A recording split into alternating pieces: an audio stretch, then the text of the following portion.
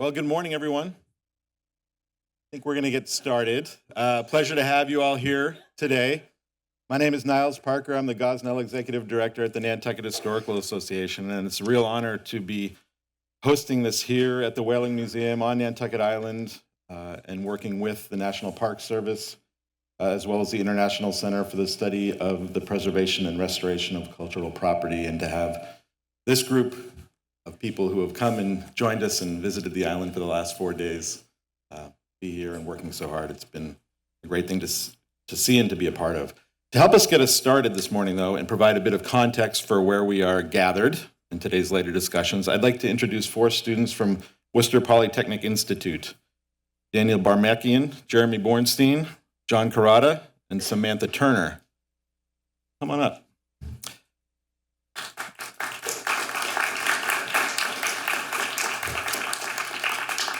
This semester, these students have been living on Nantucket and working with the NHA to help us assemble information related to the historic candle factory and the Whaling Museum as we increasingly seek to develop strategies for how we can best protect this iconic structure and its associated cultural material. And the work they've been doing will serve us very well in the years ahead as we begin to grapple with this information. And so with that, I'll turn it over to you.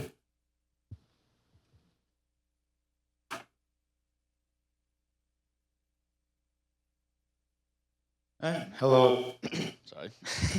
Hello, everyone. My name is Daniel. I'm Jeremy. I'm John. I'm Samantha. We're students from Worcester Polytechnic Institute working with the NHA on an interactive qualifying project where we've been developing a story map to talk about the history of the Whaling Museum and the effects sea level rise will have on it.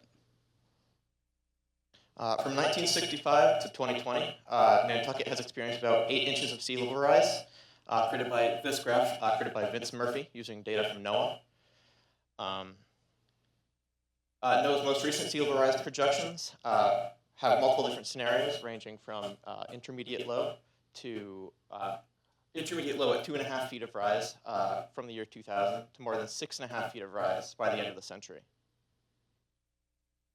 So before this year, the last NOAA projections came out in 2017, which you can see here with the 2022 ones above. Some key takeaways are that the 2022 projections now accept 0.43 feet of sea level rise since the year 2000, and this is what the intermediate low scenario from 2017 predicted. While that's not guaranteed to be the correct scenario to track looking forward, it is currently most likely, given we also don't know enough about which CO2 emission scenario we are in. The new projections are also in 20-year intervals rather than 10, and they don't show a low scenario or extreme.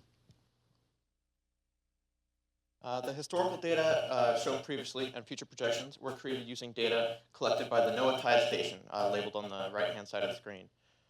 The Whaling Museum at the top left is only a couple hundred yards away, making the data very accurate and useful for projections in relation to the museum.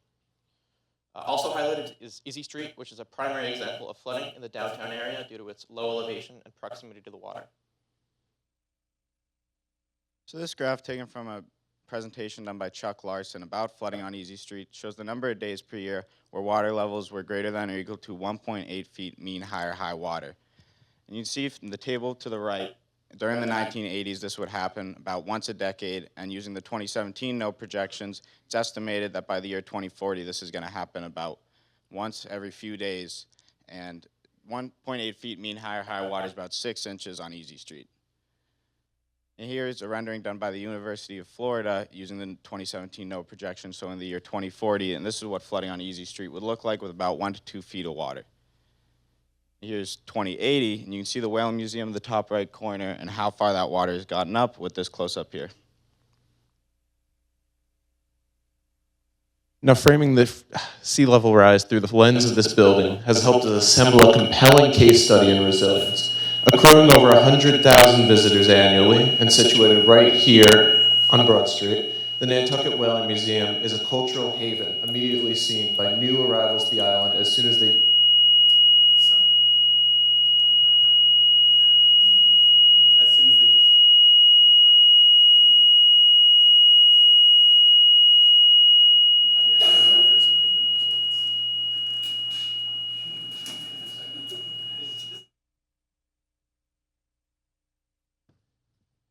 It's a cultural haven immediately seen by new arrivals as soon as they disembark the ferry.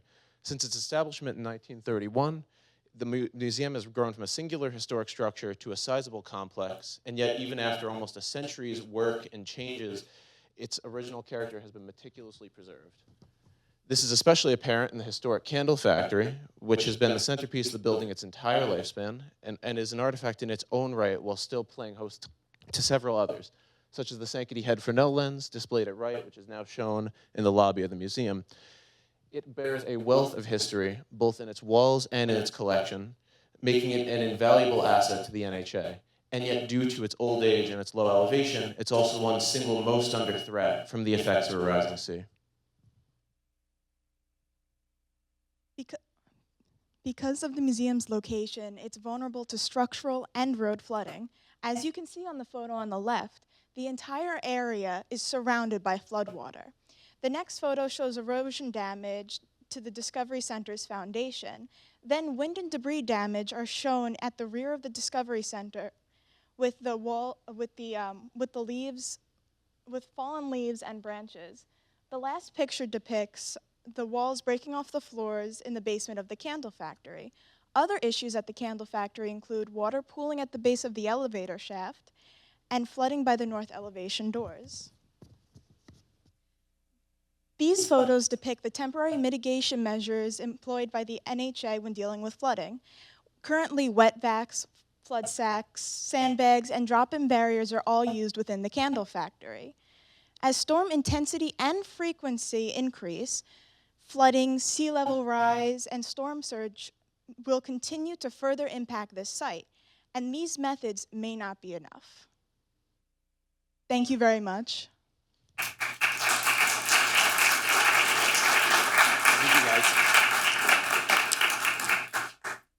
Thank you very much for joining us this morning and for your hard work this semester. As I said, your work's going to help us tremendously as we move forward. At this time, I'd like to introduce Annabelle Folks, who is the board president for the Nantucket Historical Association and has been joining us for some of the meetings and events this week. Annabelle. Hi, good morning, everyone.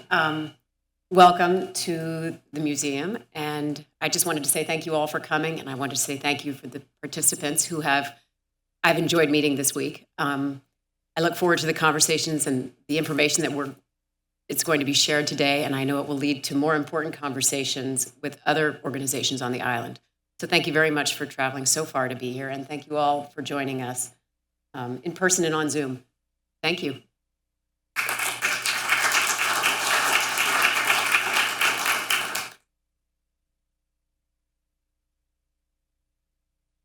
Thanks, Annabelle. It has really been a pleasure over the last 4 days to welcome our guest panelists and members of the National Park Service to the museum and to the island. Given our location on this elbow of sand, 30 miles out to sea, and given the incredible historic fabric that helps define the character of this place, Nantucket, the town, the island, and many of our organizations have really ramped up efforts in recent years to find possible options for navigating the rising sea levels that are surely coming. And this week's visit from the assembled panelists is certainly welcome and hopefully assists with our problem solving at the local level. But more than that, they have been wrestling this week with significant issues related to climate change that not only Nantucket faces, but that we all share at the national and international levels. Nantucket has often been described as a microcosm of the larger society, and hopefully what comes out of this week, and what comes from this gathering, might be useful to the wider world in the near future.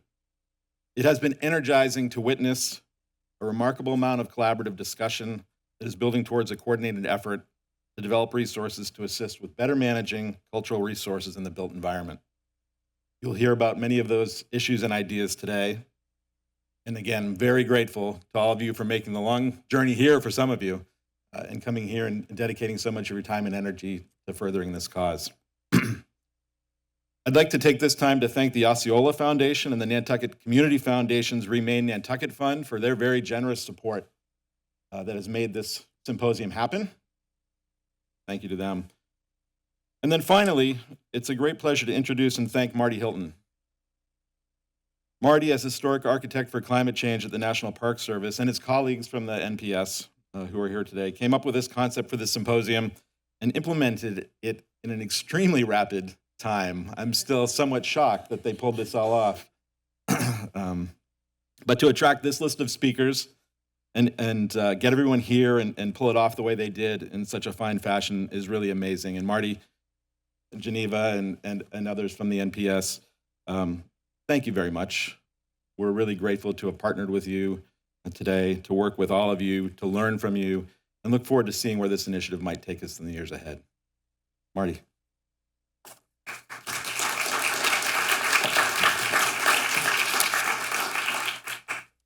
Hey, good morning.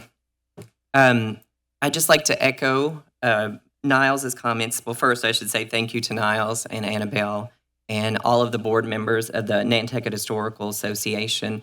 This would not be possible without all of your work. Jocelyn, wherever you are, and the other staff.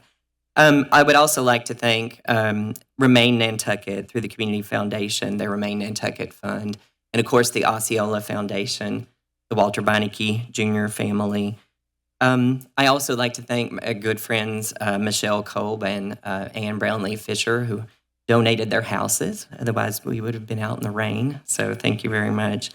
And a huge thank you to my National Park Service colleagues, my cohort in all of this, my partner in crime, Geneva Wright, who is the archaeologist for climate change, and my supervisor, Kirk Cordell, and Jen Eggleston, who's our chief of staff. So I was in the airport on the way here when I had the conversation about potential funding to make this happen. It was on our to-do list, but we didn't know if we would have the resources. And I called Jen Eggleston. Where is Jen? Somewhere over here. And I said, can the federal government accept money from the outside? And she said, someone wants to give the government money. But she said, we'll figure this out. We knew it was important.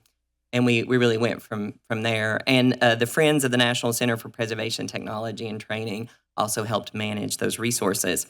I promise I am going to present. You all know how much I care about Nantucket. It's been like a second home to me. It's been your home or a second home to many of you. My daughter grew up coming here, and again, it means very much.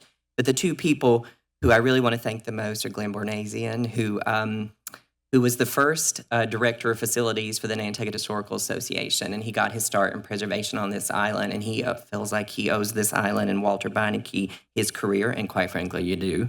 So I'm glad you're grateful. And I feel like to some part I owe my career to you, and he's become a dear friend. And of course, Barb Spittler, who I won't look at because I tend to cry when I do, but she has actually more perhaps than anyone really made my career possible. So Barb, thank you. You're a great partner in crime as well. All right, with that, I'm going to talk just quickly about what I've been up to over the last 16 months with Geneva Wright, standing up a new or a refashioned program, Climate Science and Disaster Response for the National Park Service. We are the first. I'm the inaugural historic architect. Geneva is the first archaeologist for climate change. It's my understanding that we maybe we're not now, but we were at the beginning the only two people in the federal government whose 100% of their job was climate change and cultural heritage. So no pressure there, right? But Geneva and I very quickly put together an action plan, which I want to talk about. But in case you don't know about the National Park Service, we're part of the Department of Interior. There are 11 technical bureaus. There may be 425 parks. I didn't know until I came to parks that they get added about every month, it seems like. There's 17 categories. We all know the 67 that are Yellowstone, Yosemite, the big parks, but quite frankly, a lot of them are smaller historical parks that we also focus our attention on. More than 83 million acres and some 17,000 miles of coastline are under the stewardship of the national parks. We do not have a Ministry of Culture in our country, and so we are, among with other agencies, a default Ministry of Culture. We are the keepers of the National Register of Historic Places, and as we know, we're here in one of the most important National Historic Landmark districts in the country, I think, but certainly on the eastern seaboard. The other thing that you should know about our national parks, at least our cultural division, there's a natural resource, there's facilities, but we're as much outward facing as we are inward. So yes, our job is to help with the management, address the issues, steward the resources within those 25 parks. We also work with state historic preservation offices. We also work with tribal historic preservation offices, and we work with local partners. So what's really remarkable about the program here today, and I should have also recognized, I'm sorry, Rohit from ICCROM. So we are working this week on the international, national, and local level. So top down, bottom up, and you're going to hear that probably throughout this morning. I don't going to spend a lot of time. I think we all know what the challenges are. It is unprecedented within history. The drought that's going on in the West, Lake Mead in particular, has experienced the effects of the drought in the Southwest. There are, of course, wildfires. I tend to be a coastal guy. I talk a lot about flooding, but I've learned a lot more about other climate change impacts. And it's not just out west, but the park I've probably spent the most time in, the Great Smoky Mountains, has also been impacted. Not only though, it's compounded issues, right? We have the drought, then we have extreme rainfall, and we have flooding, like you see here in Zion. And I had my first, I think, trip for the National Park Service. I visited the National Recreation Area in Gateway, and they're still very much in recovery from Hurricane Sandy, which was in 2012. And then Geneva and I and Kirk also had the opportunity to visit Colonial National Historical Park in Virginia. It was just listed on the National Register of Historic Places. There are 55 known archaeological sites that have either been listed on our National Register or deemed eligible. And quite frankly, the priority, it's urgent. It's about data recovery because this island is it's one of those ground zero places for sea level rise. Really quickly, I think that the MPS mission preserves unimpaired. Therein lies the challenge. There is no such thing as unimpaired anymore, right? It's about managing change. In fact, when I was asked why historic preservationists or cultural heritage conservationists, as most of the world says, why would we be involved in this issue? And that's because that's what we do. We manage change, and we do it by engaging communities and stakeholders and understanding values and using that values-based approach to inform our decisions. And I think the National Parks is a great leader in this effort. 2014, the Climate Change and Stewardship of Cultural Resources policy. Geneva and I work, again, that top-down, bottom-up, so seeing what's on the ground and how that informs policy and shapes policy. These are just some of the bullet points. I encourage you can find this online easily, sources of data regarding human interactions, environmental change, changing climate effects, the preservation and maintenance of cultural resources, adaptation is the focus, stakeholder engagement, which I've mentioned, you'll hear over and over again, I'm sure, today, and cultural resources are tools. And can I say this too, that I think when I say we manage change, it's the rapidity at which this is happening and the rate at which it's happening. I think as my colleague, Stefan Simone, who you'll hear from, it's over, time's up. We have to act now. And why cultural heritage? Because through all of this change, it's the touchstones, right? We have to look at our past to see where we're going to go forward. And amidst all of this change, it's going to be the historic places. I feel like our job is to keep people in the place they love as long as we can. What that looks like, I don't know. None of us do, but that's what we were doing here this week. From that, the Climate Change Response Program and strategy, the Climate Change Response Program put together their strategy. It's currently being updated. Geneva and many of the colleagues in the room have been a part of that. There are 4 large buckets or areas that make up that plan. And then from that, in 2016, the Cultural Resources Climate Change Strategy was put into place. Now, again, what have Geneva and I been up to with all of our colleagues this year? It's a pretty simple, straightforward mission, right? Deliberately so. We basically are in charge of stewarding nations' cultural resources impacted by a changing climate and disasters. Some of our guiding principles, again, I'm going to be a broken record about the stakeholders, but what happened this week with the public-private partnerships are critical. Government can't do it alone. Communities can't do it alone. It's going to have to be these dynamic, robust partnerships. Of course, environmental justice and social equity is at the top of our priorities, utilizing an integrated, multifaceted management approach. And can I tell you this? Historic preservation has always been multidisciplinary. I hate to admit it. I'll be 52. I've been doing this for 26 years. I have never in my career thus far been involved in something that takes so many different disciplines coming together and understanding each other's language and vocabulary. It's going to take the village to make this happen. Of course, the best science, we have a colleague here from the Climate Change Response Program. We work with some of the best scientists to understand, to the best of our ability, the models and projections to work toward. Adaptation, I'm very much like Geneva, an action sort of person, so I want to see how we take that information and make something happen on the ground.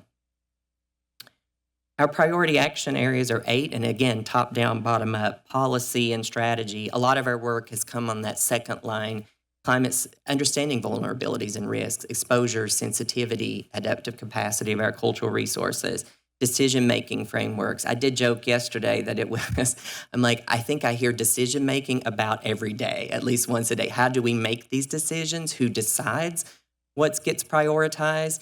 And so I think that's a really important area. And again, guidance, and we're going to talk a little bit about that more this afternoon. And just a couple of things that we've been up to again this year.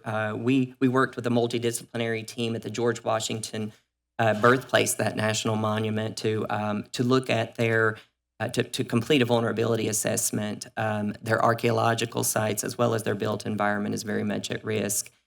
We worked with other colleagues from the National Center for Preservation Technology and Training and the Federal Emergency Management Agency, as well as the National Endowment for the Arts, to develop a curriculum that we piloted in Puerto Rico in June.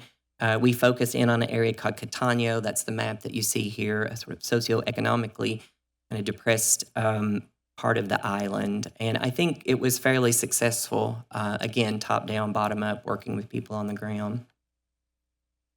And some of our targeted outcomes, and you're going to hear more from our great colleagues here today, is the application of the science data, enhanced documentation, inventory and monitoring was something we discussed a lot this week, resource level vulnerability assessments, decision-making frameworks, adaptation planning, training, not only internally in the National Park Service, but with our partners and stakeholders, and of course, advocacy and how we communicate this message, just like we're doing here today.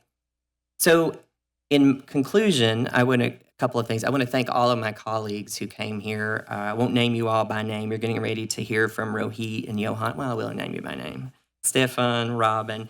Yes, we put this together quickly. And what would amazed me that I knew we had done the right thing is no one hesitated. Anytime we asked someone, they were like, we're there. You tell us. And I know it's not an easy time of the year for some of our academic colleagues or the holidays, that they've traveled from long distances. I'm not going to introduce one of them directly, but I would encourage you. Their bios are here. It's very impressive.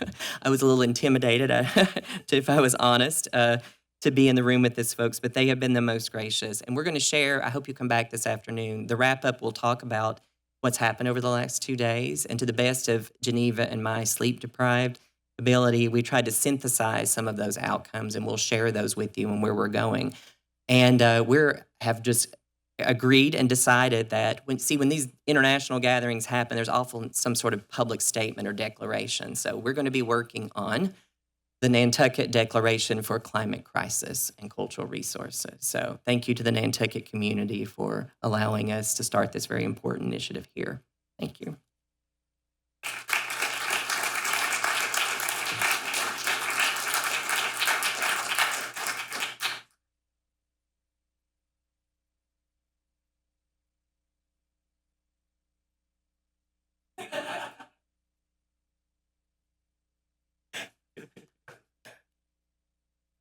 Okay, thank you very much for inviting me over here. And last few days have been really enriching, and not only these days, but all the run-up for the preparations have been even more exciting for me. So thank you very much for this opportunity.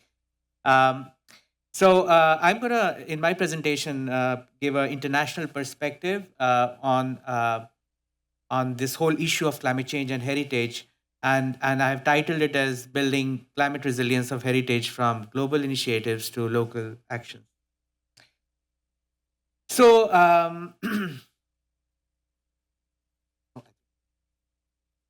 so we are all aware of what's happening because of climate change, the global warming. I'm not going to spend too much time on that, but what's important for us to understand is that global warming is not something that can be standardized as something happening in the same fashion everywhere. In fact, I would say climate change is not a nice word. We would call it either climate crisis or it is climate variability, which is important for us to understand. Different parts of the world are being impacted differently.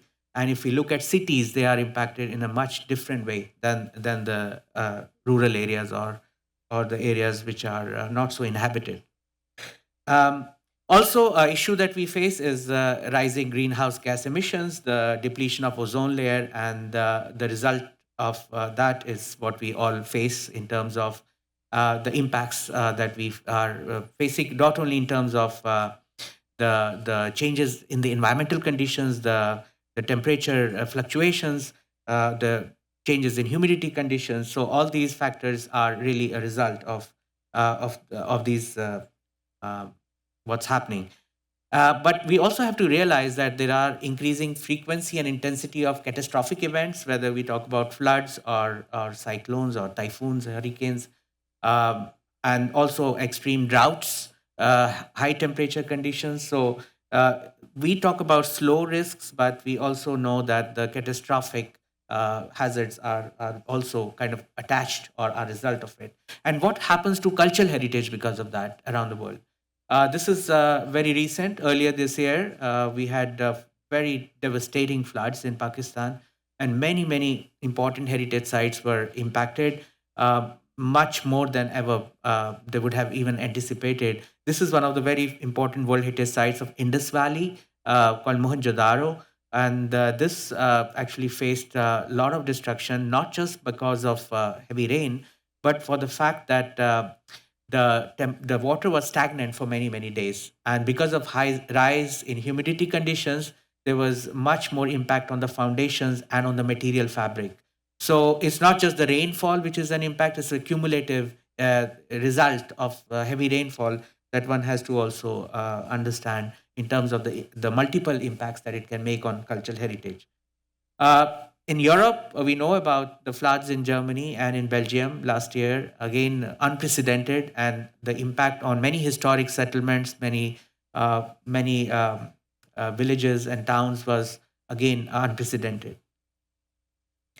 As has been already mentioned, forest fires or bushfires are on a rise. We see extreme high temperatures in summer is leading to, of course, these fires, but also many heritage sites which are located in forested areas are at higher risk than ever before. In Parthenon in Greece, there have been two major incidents of extreme high risk. One was, in fact, earlier this year when fire engulfed the entire the mountain on which the hill on which Parthenon is located, and it was extremely a challenging task to prevent the fire to come up to the monument, which is perched on top of the hill. Another issue that one has to, of course, be mindful of is the fact that our traditional materials and technology are not really adapted to these changing environmental conditions. So areas which were extremely dry and cold and where you had adobe constructions are now facing a challenge of higher intensity rainfall, but also higher humidity conditions. So this is just one example of adobe constructions, vernacular constructions, which have actually been washed away because of these cloud bursts that are really becoming a regular phenomena in this area in the northern part of India, which is actually a dry desert area, but the changes in the climatic conditions are really making these kind of structures much higher vulnerable. So we are also kind of facing a task of really looking at our traditional materials and technology and seeing how we can address them, which are now in these new kind of environmental conditions to which they are maybe not adapted before. We have seen here in Nantucket the kind of accelerated rate of erosion, and this is again, of course, the erosion was always there. It's been part of the change, but the rate at which erosion or the deterioration processes are really increasing is unprecedented, and these are going to be more and more in the future. Now, the point that I just wanted to also draw on is that there is one part which is for us to understand through scientific data. but there's also a direct experience of site managers that also has to be taken into account, which probably is not relying so much on the scientific information, but is based on their day-to-day experience. And this is one of the surveys that was recently done for the World Heritage Sites. And the survey was done by UNESCO, and we participated from the cultural heritage sector to really understand what site managers think from their experience on day-to-day basis as the impact of climate change on their sites. So this is the kind of result of that survey that was done. And what you can see here is that actually there's not much difference between different kinds of hazards which are experienced by site managers, from extreme rainfall events to precipitation change, to changes in the humidity conditions, sea level rise, and wildfires. So if you see 53% to 33% of the site managers were really in their responses really talking about these events that they are experiencing directly in their sites. Important for us to also understand it's not only the direct impact, but also the indirect impact, and more importantly, the increasing costs that are associated with maintenance and management. Because of these issues, it's not only the direct impact on the physical fabric, which we have to be concerned about, but it's also the economic impacts, which is a result of these high costs that are involved in the maintenance and management. Also, there is an increased impact on tourism. If you see here, 40% of the site managers that were interviewed mentioned that climate change is having an impact on the tourism as well. It might be because maybe there are more days which are not really conducive for visitors to come. There are there is lack of water resources, and that also impacting the visitors to come and be there. So we have to also understand how other impacts are kind of resulting because of the climate change. Maybe they are not direct, but indirect. Let's take the other example, which is on the impact such as water shortages or landscape changes. Many of the cultural landscapes are facing a challenge because they cannot no longer have the same vegetation that actually qualified to become a heritage in the first place. So in Italy, in the cultural landscape of Cinque Terre, they are facing a huge issue because the wine cultivation that for which it is known and for which it is recognized as a World Heritage is no longer, you have difficulty in producing the kind of grapes that will produce. And so it is also changing the social fabric because many of the local communities are no longer able to have their livelihoods sustained. And so they are moving out of those sites. And because of that, many of these sites are also becoming abandoned. So we have to also start to understand these kind of indirect impacts, which probably we don't think. Some other impacts are like conflicts. Of course, there's a very interesting study which also talks about increased risk of social and other conflicts or violence, which is also again resulting with when you have to fight for resources. And this is in fact even expressed by these site managers themselves. So there were three critical challenges that came up through this survey that I just wanted to mention. One, of course, is the lack of financial and human resources. But the other important challenge is that heritage doesn't figure in the climate change adaptation plans or climate change policies at the national and the local level. So it's not about heritage field creating its own plans and policies, but it's also about heritage field being included in the larger climate adaptation and disaster risk reduction plans and policies, which is a huge challenge. So how do we make sure that, as we have been discussing on the last 2 days as well, that there is a seat for heritage sector in this larger kind of a group of experts or institutions who come together and decide these plans. So that's a kind of a critical issue we have to think about. And thirdly is the lack of capacities. Capacities of the not only of the decision makers who have to be made aware of the policies and the programs that are going to address this issue, but also those at the site level who are the site managers who need to have some very practical basic tools to really address this issue of in the way they do their day-to-day maintenance and management at the site level. So these are the three critical issues that came out. And as was mentioned in the beginning, a thing that we have to be very careful about is not to think about climate change impacts in isolation. There are many cumulative things happening together. So this is just one of the important World Heritage Site of Zanzibar in Tanzania, where they are now facing this extreme critical situation of sea level rise combining with higher frequency intensity of cyclones, flooding, and fire. They all kind of are one resulting to the other. And it's no longer possible to have separate plans. We have to have a more a kind of plan that addresses these crises where each feeds into the other. So this kind of understanding of multi-hazard perspective is really very important for us to keep in mind. Importantly, as I mentioned before, while we talk about climate-induced hazards, we talk about catastrophic events, but the slow and progressive events, which are kind of erosion, sea level rise, important for us really is to see the connection between the two. It cannot be only disaster plans, which are catastrophic events done separately from these plans that address these slow and cumulative risks. So to draw the connection between them is really important, more so when we talk about climate change. So this is my favorite kind of thing I kind of picked up, which is what we are really facing today. I mean, on one hand, we are having all these different things. While we forget about collaboration among ourselves, I think disasters are collaborating even better than us. So we have this extreme challenge of really looking at how to bring these things together and understand the connections between them, because that's the only way we are going to make some difference, if at all. The other thing that I want to also mention is the fact that we can no longer rely on what we expect to happen. There are many unexpected things that are going to happen and are happening.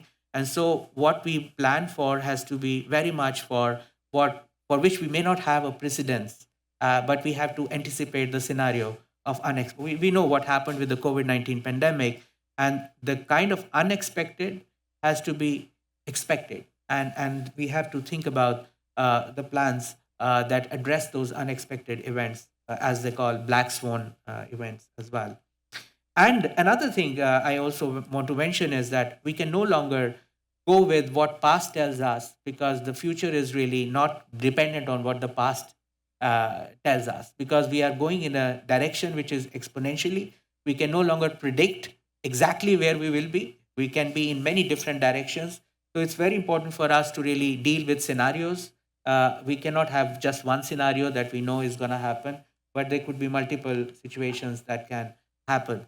So not long time back, we were kind of talking about heritage in a way that we don't want change, but change is the only constant, I suppose, in life. So the more we accept change as part of the way we live, and our heritage has to be, if it has to survive, it has to actually be addressed in a way where we try to manage change rather than stop change from happening.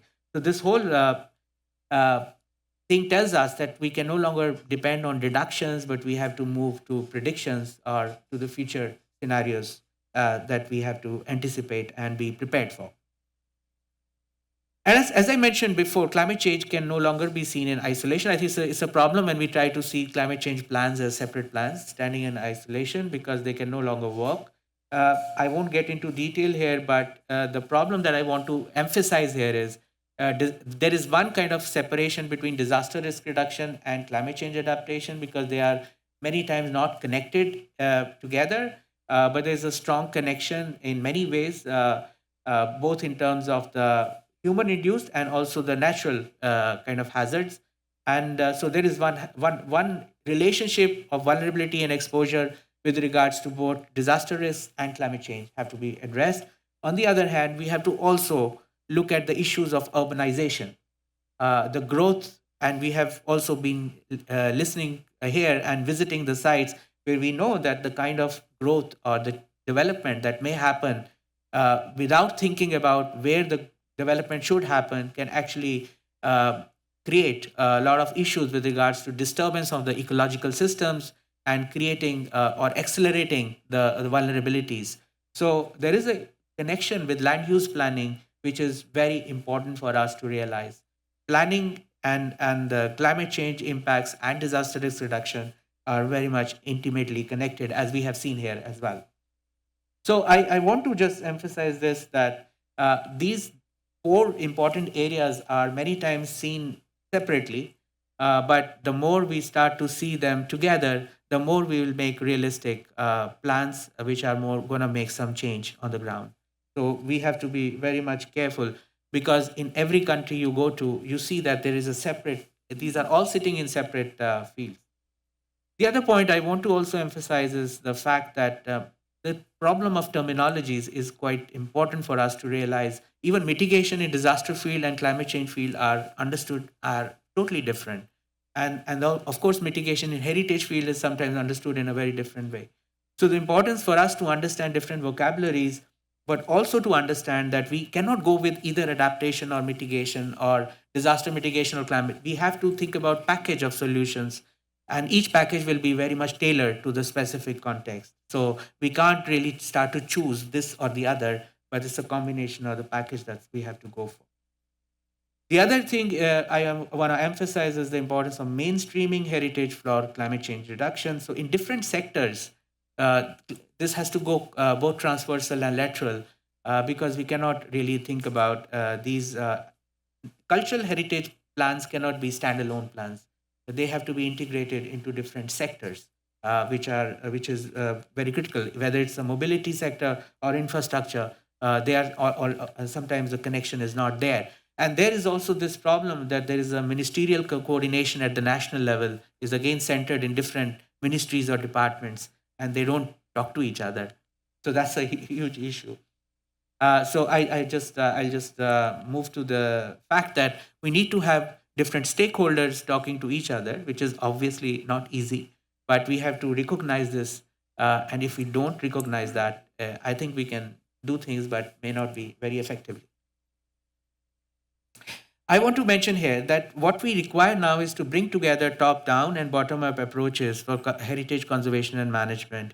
And that means that we have to go from international to national and local levels, and the other way around, from policies to practice, and the other way around, from site to structural and material levels, and from testing to treatment. So I just wanted to put these four together, because I think the connections between them has to be really understood, and we can't just work at one without thinking of the other.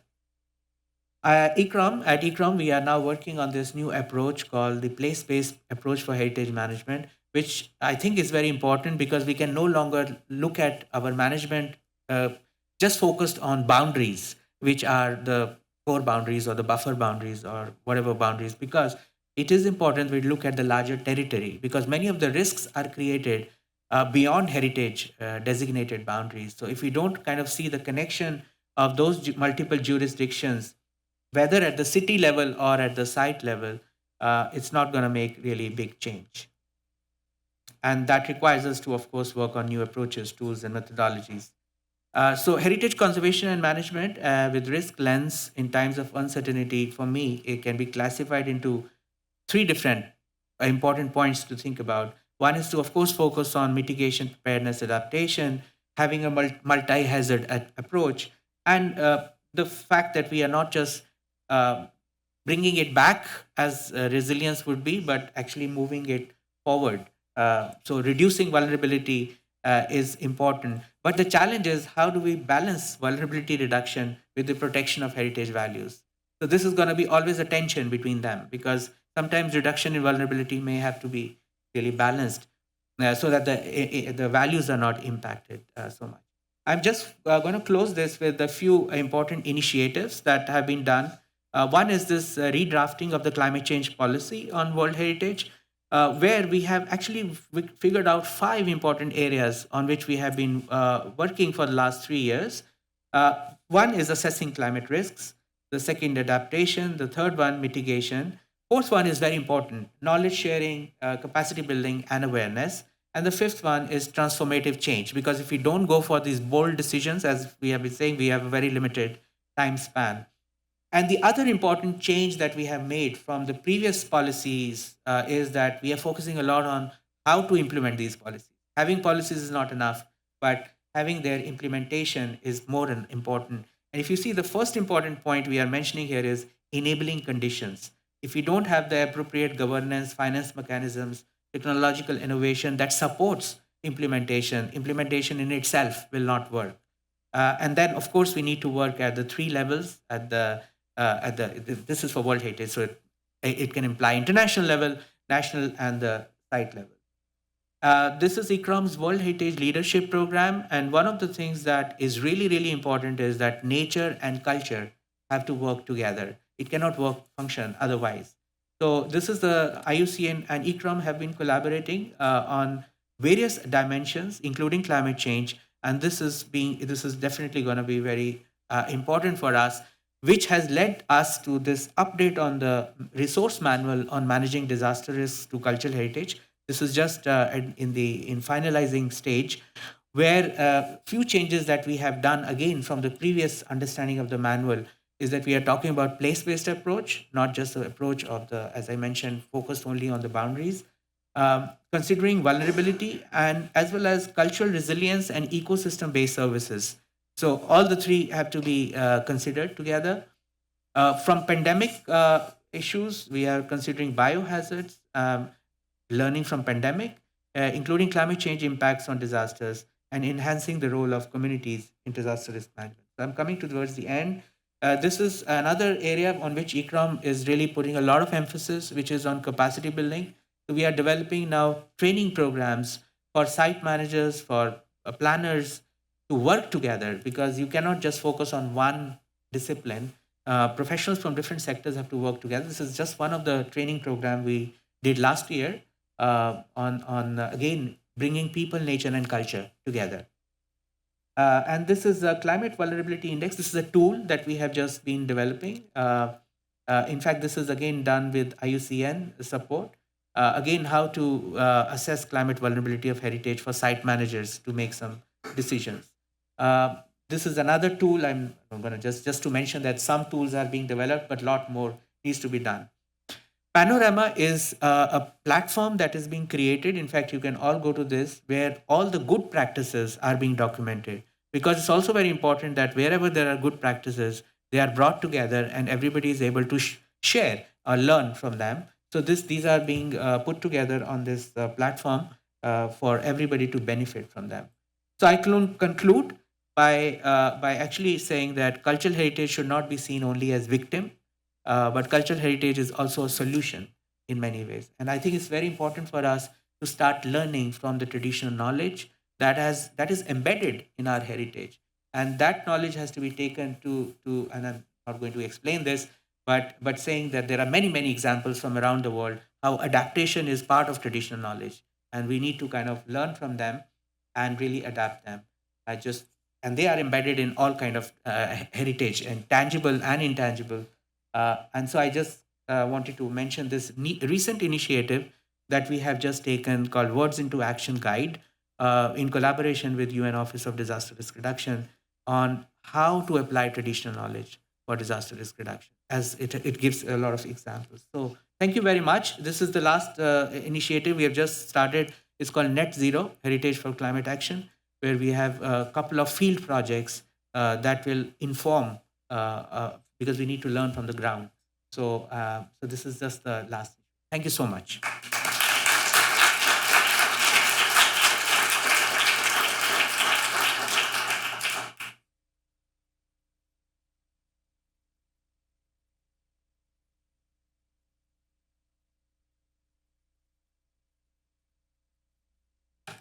Good morning, ladies and gentlemen, distinguished guests, dear colleagues and dear friends. It is a great honor for me today to have the opportunity to present to you in a nutshell what we have been doing in Europe over the past 2 years. But before I go into more detail, let me also thank the National Park Service, especially Marty Hilton and all his colleagues, and of course the donors and sponsors of this event for their overwhelming hospitality here at Nantucket. Well, why are we convening here? It is about climate change. And let me dwell a little bit about the topic, why it is so concerning, why we are so concerned about climate change. Here you can see the representation. On the left side, this is the model which we will see, where we will see the temperature development when we are able to fulfill the Paris Climate Agreement. On the right side, you can see the track on which we are right now. The climate has always been changing. This we know from hundreds of scientific investigations. But only in the last 100 years, human activity of fossil burning, gas, coal, and oil have contributed a lot of carbon dioxide into the atmosphere. And this has changed also the climate system, not only the natural variability.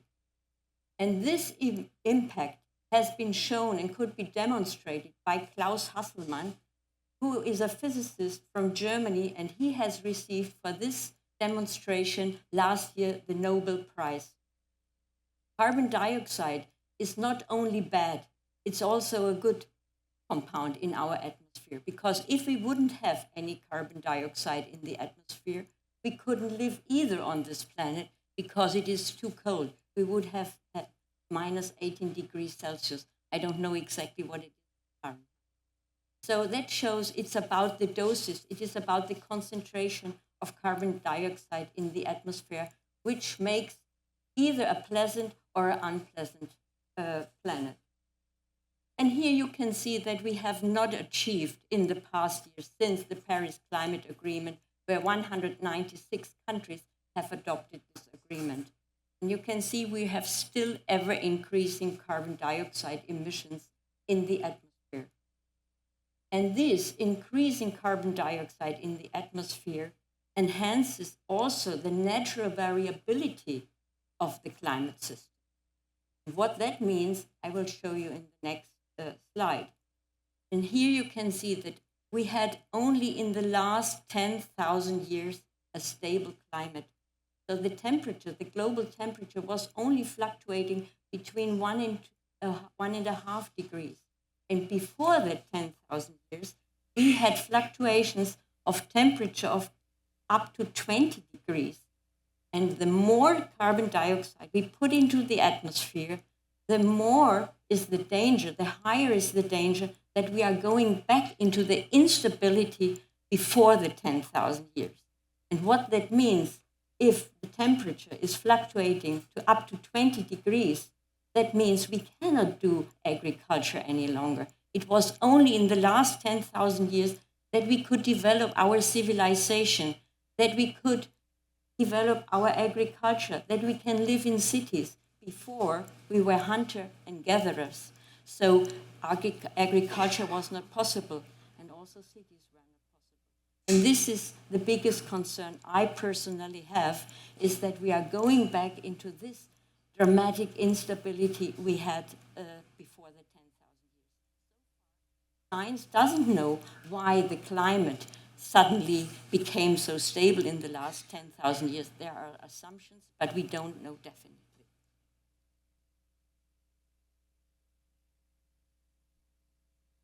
Yeah, and that cultural heritage is threatened by climate change was for a long time not on the political decision-making level.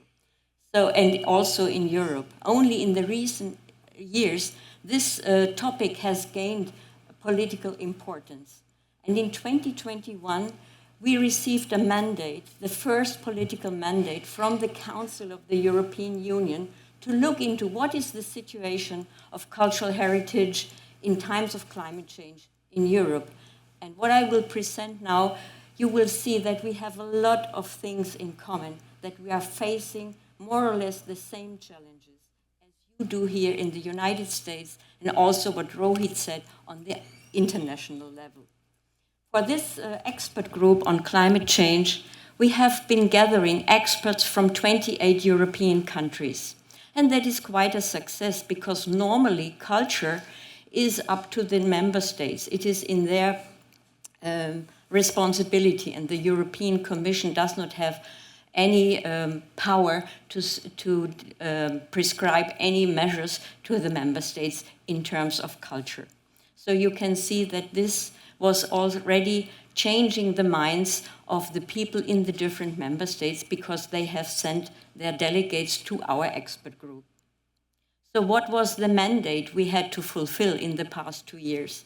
We had to look what is the state of play in the different member states and also on European level. We wanted to know what are the current and emerging threats and impacts of climate change on cultural heritage.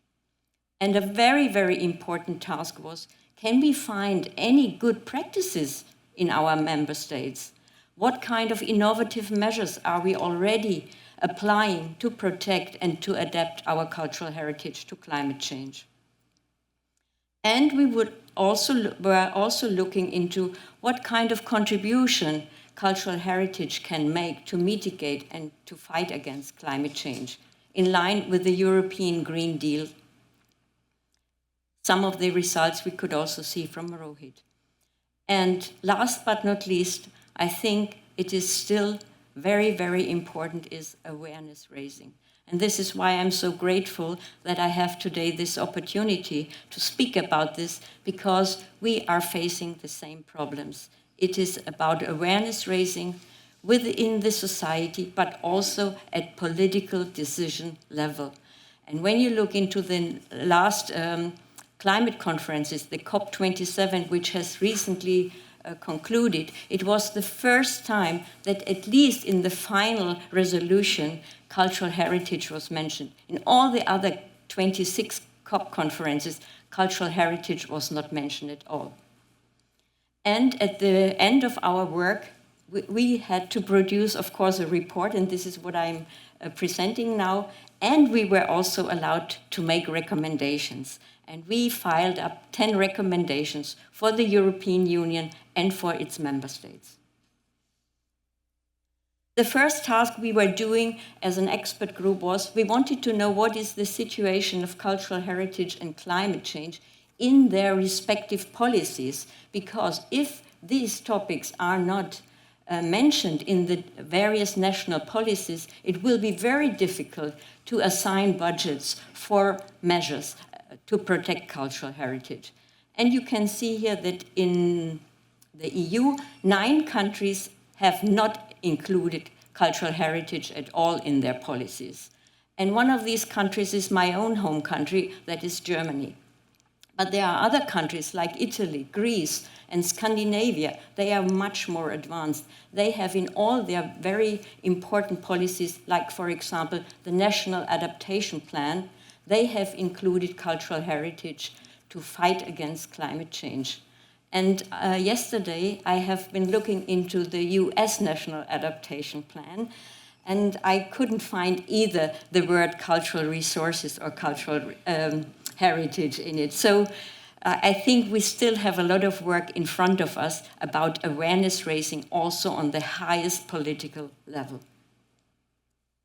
Then we ask our delegates, what do you think are the threats to cultural heritage from climate change? It doesn't change much what Rohit presented. Severe precipitation, long heat waves, but also indirect threats. For example, socioeconomic consequences when you have coastal erosion and villages have to be abandoned, or if we don't have enough money. So these are also indirect threats. But also gradual climate change is posing an enormous threat to cultural heritage materials. And increase of pests. That is a big problem already now in many museums, archives, and libraries. We see much more new species who are eating up our books and our manuscripts. And for cultural landscapes and historic gardens is also the dieback of vegetation. And we need to rethink the whole concept. What is a historic garden if, for example, some trees cannot grow any longer because of climate change? So that is also a philosophical question where we have to think about what is the concept of a cultural landscape and historic gardens if some of the species cannot grow any longer.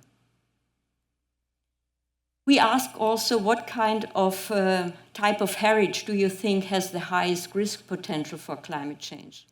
And no wonder, because most of our delegates were coming from the built environment, buildings and monuments, cultural landscapes were listed, but also underwater heritage for Eugen. And the least mention we got from movable heritage.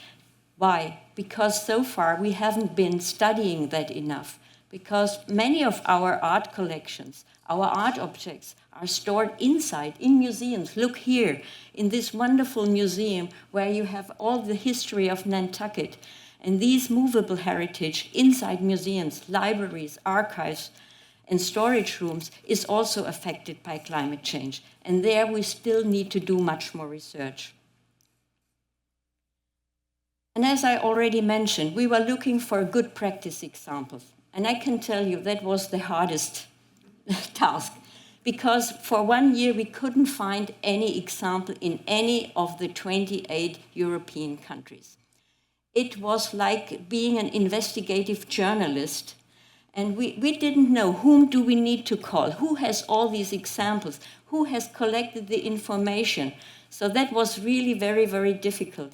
And finally, after 1.5 years, we found at least in 26 countries some good practice examples. Only 2 countries could not provide any good practice examples. And we found also that more than half of the good practice examples were driven and initiated by research projects.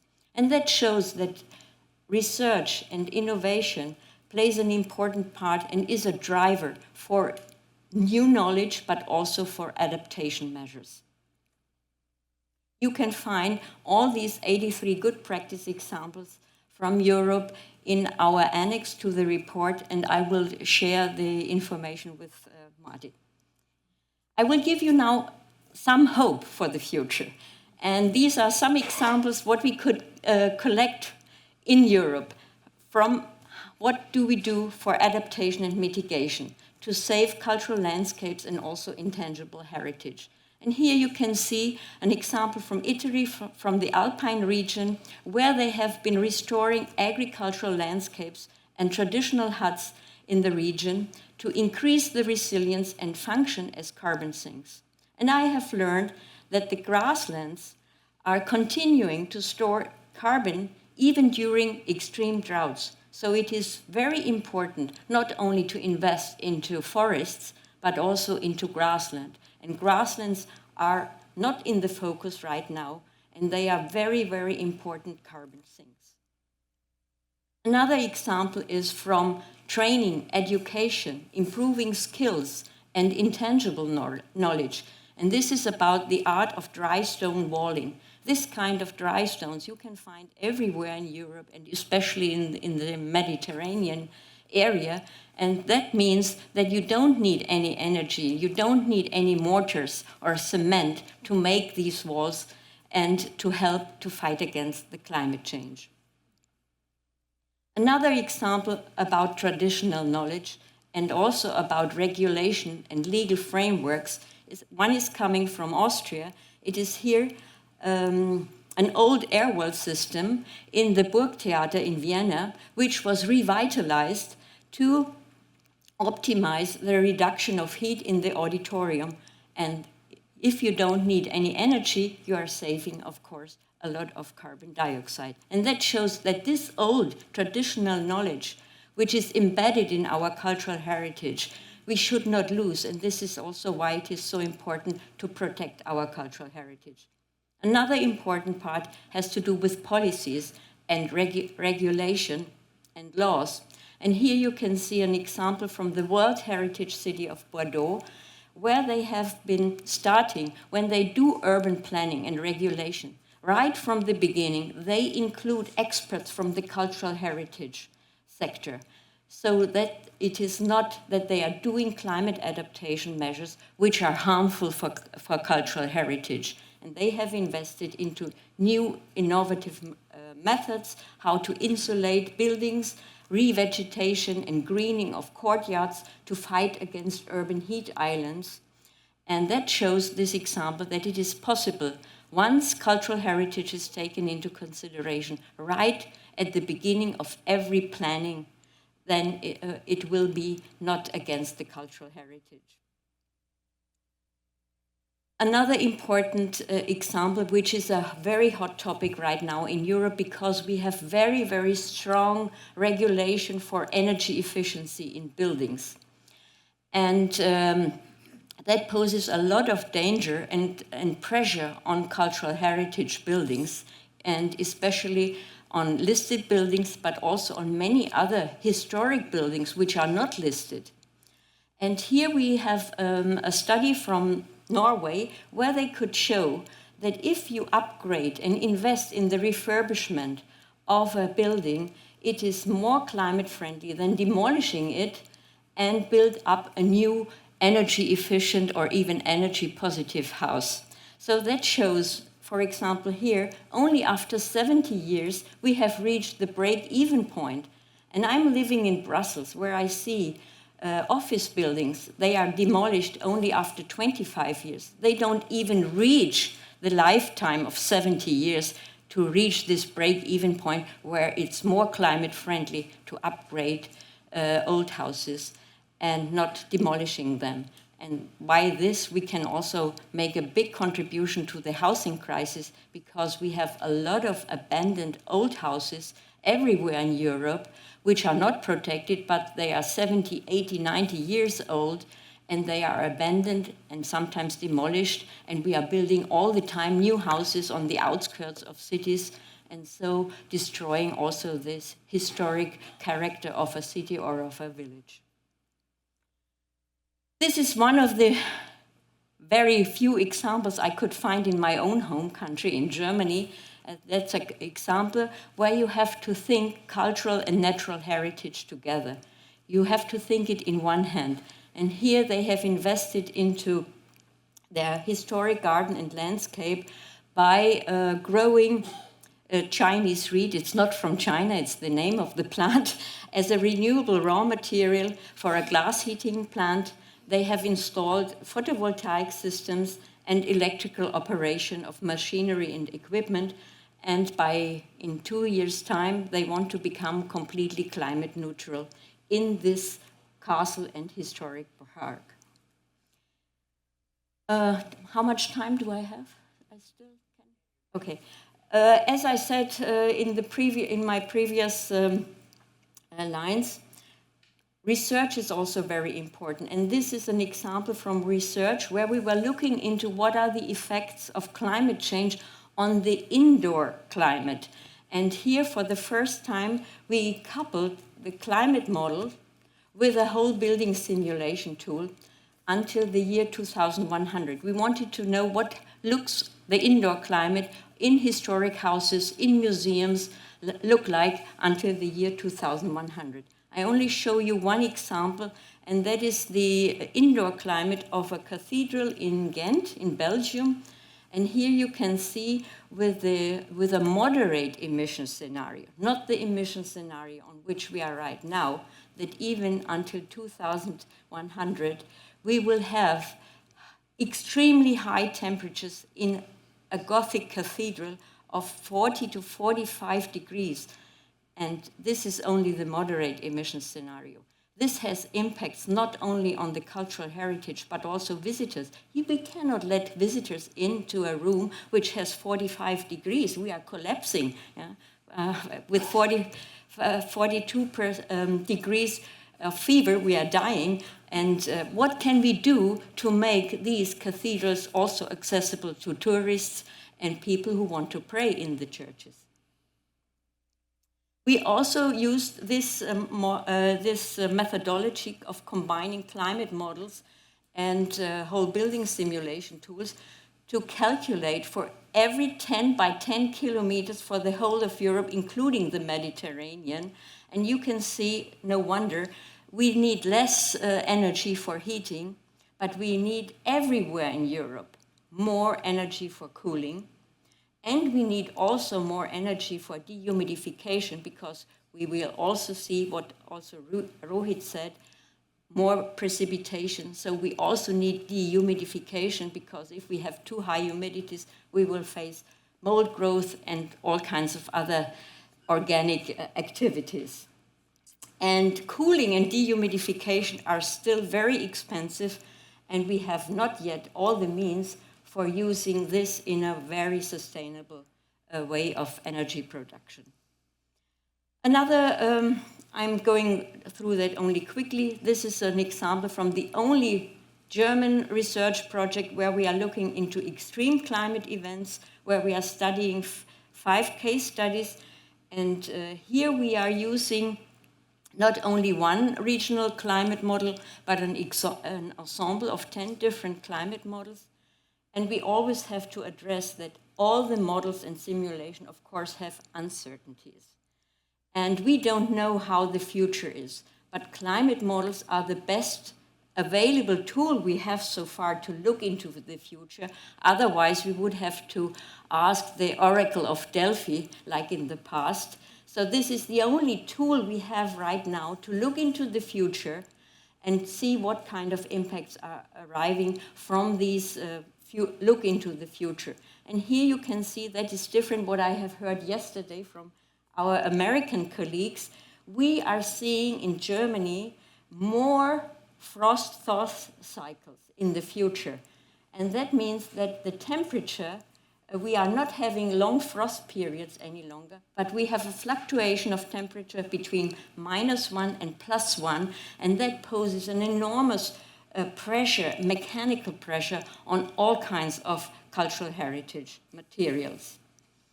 And as I already, said that we are looking also into the indoor environments on what kind of insects and pests and mold growth is dependent on climate change. This is a study we have recently started in Austria, where we are looking how much of new insects we will see in, I think, 15 different buildings, ranging from museums to monasteries and to castles. And we are here only at the beginning, and we are using also whole building simulation tools to find out which kind of indoor climates are favorable or unfavorable for insect pests. Yeah, I'm nearly at the end, and I only want to show you some key messages from our 10 recommendations we have given to the European Union and to our member states. Many of the things you have heard already from Marty or from Rohit, but cultural heritage is really threatened in an unprecedented speed and scale. But we can also offer solutions and inspirations to the climate crisis. We need to consider cultural heritage together with climate change in all policies, in all planning decisions. Ministries of finances, as Rohit said, economy, environment, tax. How can we use the taxes to better invest into cultural heritage? We need to cooperate on all levels. Research is an indispensable driver, and we must invest into build capacities, because the new skills we need, we must to train now our people, the young people. They have to take over from us when we are retiring. And we need a common platform. That was also some of the results we have discussed yesterday. We need a common platform where we can gather and collect all the information for exchange and for further discussions. And we must also incentivize monetary and fiscal policies, because so far we don't know, at least in Europe, what kind of economic costs are coming to us, what will it cost us to protect or to save as much as possible of our cultural heritage for the future. And if you allow me one personal wish, I have seen now so many examples here in the United States, and I see so many commonalities. And my personal wish is that we are strengthening the European-American partnership on collaborating of this enormous task ahead of us. We will only be able if we work together and join our forces and not do every part isolated. Let's join the forces together with ICCROM and the United States. You are a big country with a lot of resources, expertise. You have the best researchers, many Nobel Prize winners, and Europe, we can do something to give back something also to the countries in the global south who would be, I think, grateful if we can help them with our knowledge. Thank you so much.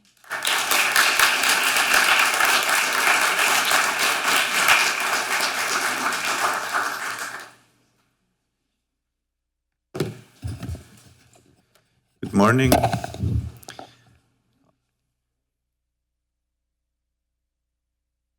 Good evening, Germany, right? Good morning.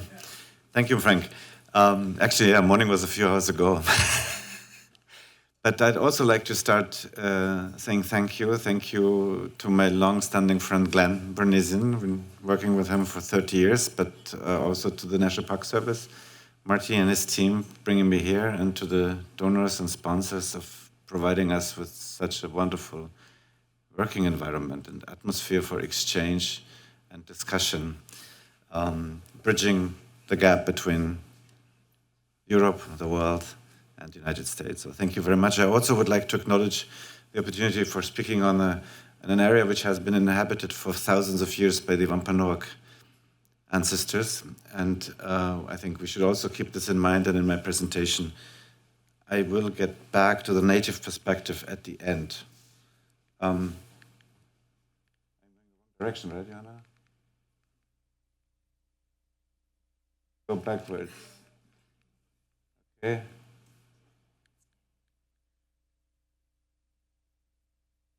Yeah. Well, I don't have to say much about the title, Look Up. I think most of you have seen the Netflix movie. And this is going to be the next half hour Netflix. Last year, Kim Stanley Robinson's book came out, The Ministry for the Future. It's a science fiction. Highly applauded science fiction. It starts with an unprecedented heat wave in India, during which millions of people die. This spring, we have experienced high temperatures in the upper 40s Celsius, in Pakistan close to 50, probably the coldest spring we experience in our lifetime. It's not gonna get colder. And I think it's a special time when you can decide whether you pick science fiction from the bookshelf or turn on the Weather Channel and the News Channel, and you get kind of the same message. As Johanna has said, we're right on track for the 8.5 scenario. We will probably reach the 1.5 global temperature increase within the next 7-8 years. This data from Berkeley Earth, still right about 2033. It will be faster. We all know that. Rising seawater level is only one phenomena. We also heard this from the speakers before, like here on the World Heritage Site, Kilwa Kisivani. Actually, you know, under the 3 degrees Celsius, almost 20% of UNESCO World Heritage Sites are threatened by being flooded. That's a huge amount. 20% of the UNESCO, 1,100 something UNESCO World Heritage Sites. And the seawater level rise globally has also speeded up. We have seen that also in the last 10 years, probably double the amount of the 10 years before. So yeah, we have to get ready for that, but we also have severe weather events. And you know, as a conservation scientist, I work for the National Museum in Berlin, in Germany. You will never forget these events when you are in the middle of a catastrophe, like you know, our colleagues talked about. Katrina, I think a life-shaping experience. For me, that was the flood in 2002. I was in Czech Republic.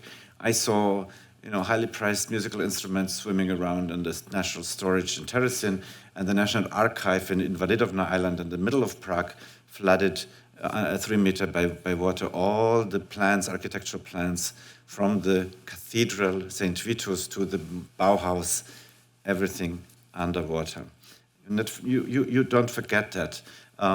Last summer, of course, droughts, wildfires, American West, you know, British Columbia, several weeks of high temperatures in the upper 40s, leading to wildfires and leading to the destruction of the Chinese History Museum last summer, end of June 21 in Lytton, near Vancouver. So yeah, we have heard about that, all these consequences, and I don't have to speak longer about it. But there's also secondary impacts of climate crisis. For example, urbanization. We are living in a world which gets more and more urbanized. Would be the 50 largest cities, would they be a country, they would be ranking 3 in emission behind United States and China, the 50 largest cities. We are in a world where we have to expect by 2030, 2040, we have to expect more than 10, 15 so-called mega cities with more than 100 million inhabitants. Lagos, Nigeria is one, 120, 130 million inhabitants by 2014. So this world is gonna change tremendously. Urbanization is probably the largest threat to cultural heritage besides the others we have already discussed. And of course, conflict too. Conflict, like we have been experiencing that in the past in Syria, but in the Middle East and in areas in Africa. This is from Palmyra in Syria, where the Daesh, the Islamic State, has blown up a temple, the Balchimin temple in 2015, is also a consequence of global change, is also a consequence of migration, conflict, and war. They're all related together. It's not just rising seawater levels. And I have been traveling to Syria in the middle of the war in 2016, and I have met with people rescuing vandalized sculptures from Palmyra in the National Museum in Damascus. And I want to use this opportunity to just say that I think one of the tasks we have as heritage professionals, we always should be generous and creative in our support to those people who are defending heritage in the first line on the ground.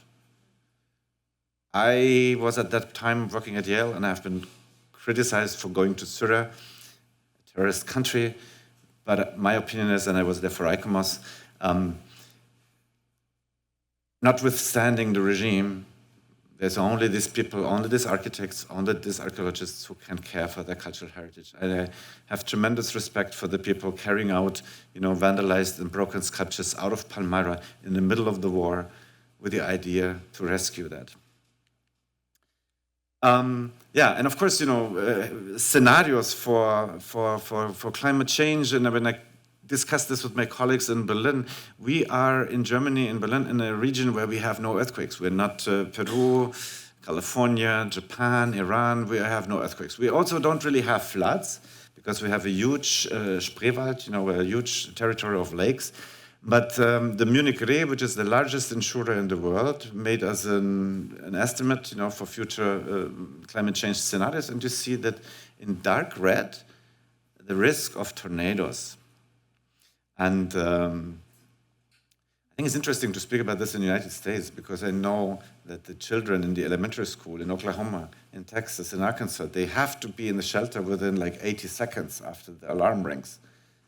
I can only tell you, if I speak about this in Berlin, people look at me and say, what? Nobody has ever thought about the risk of tornado in Berlin. And if there is a need to evacuate quickly to a shelter today, there's no chance. Nobody's prepared. And so I'm always showing this. Of course, the other red risk, which I'm not showing, is drought and fire. So a crisis, and Johan Rockström in his recent Netflix documentary has written about it. A crisis is like you're driving on a highway in the complete darkness at fast speed. And what science and research is giving you is the headlights for your car. You still need somebody to drive the car. You still need an engine and wheels. But science is the headlights, and that's our job, to provide the knowledge of what climate change means for us and for cultural heritage, as Johan Rockström has said that. So, that's why I titled this presentation, Look Up. And you have to understand 4 points, that the climate crisis is real, and it has already begun in parts of the world. There's already people dying today from climate change. Not yet here, but there are areas where people are suffering hunger, suffering from war, from lack of water. There's already people dying today from climate change. The second thing we have to understand, it's human-made. We caused it. We have heard from Johanna, from Rohit, we caused climate change. I was born at 318 ppm CO2.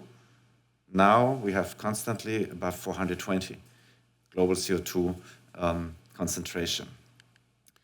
And it is representing an unprecedented serious threat to our civilization. I'm always saying in my contacts, in my discussions in Berlin, we do not need museums anymore, for a museum professional, right, working for the National Museum. I'm saying we do not need museums anymore when we will have no people to visit them in 50 or 100 years. Often people look at me as if I'm then also talking from planet Mars, but this is what the scientific literature, this is what science tells us in a very compelling way. It will affect all our areas of our lives, but once you understand these 4 points, you can come to the next step, and we can still do something about it. We can and we must do something about it. And I want to speak today because I have many colleagues from the built heritage sector, and I'm also coming from that sector, but now I thought maybe better speak about museums, because museums is the world I'm working on a daily basis. Why are museums such an important factor in the climate crisis debate? Well, in the UK, 8% of the national portfolio organizations are museums, but they're producing 41% of the carbon footprint. Highly over-proportional participation at the carbon footprint. Why is this the case? Well, first of all, already in 1955, Januszczak said there's no mere boom in museum building, that's an orgy. And we're building museums all over the world. Museums, museums, museums. Sometimes it seems to me that what were the parking garages, like in the 60s in the United States, like Temple Street in New Haven, are the museums now. We're building museum, every city builds a museum, I mean, all over the world. If you want to build something, if you are Herzog de Meuron, Foster, whatever, you just build a museum. And the reason why the energy is going, why the carbon footprint is so high, is this: in the deep bellies of the museums, HVAC systems, climatization systems, huge systems throwing the air around, trying to get a climate which is stable, trying to have a humidity which is not too high, not too low, a temperature which is not too high, not too low, being at the sweet spot here, somewhere. That's what the American Institute for Conservation 12 years ago called the plus-minus dilemma. If it's too dry, it's getting brittle. If it's too wet, it's mold. If it's too warm, all the chemical temperatures are accelerating. That's what people think we need to have for conservation. Actually, the minimum temperature has nothing to do with conservation. This is just us, because we don't want to have it really cold. We want to have a warm. Actually, it's a little chilly here, right? But also, climatization systems we do not have since a long time. I mean, the first ones, yes, United States, Boston, early 20th century, but before the system came to the world, it was the 1960s. Germany had the first museums like this one. Mies van der Rohe, architect, also active in the United States, built this as one of his last works. It was originally a project for the Bacardi headquarters, but blown up to become the Nationalgalerie, Neue Nationalgalerie, New National Gallery, a building which, by the way, from the very first day was totally impossible to be used as a museum.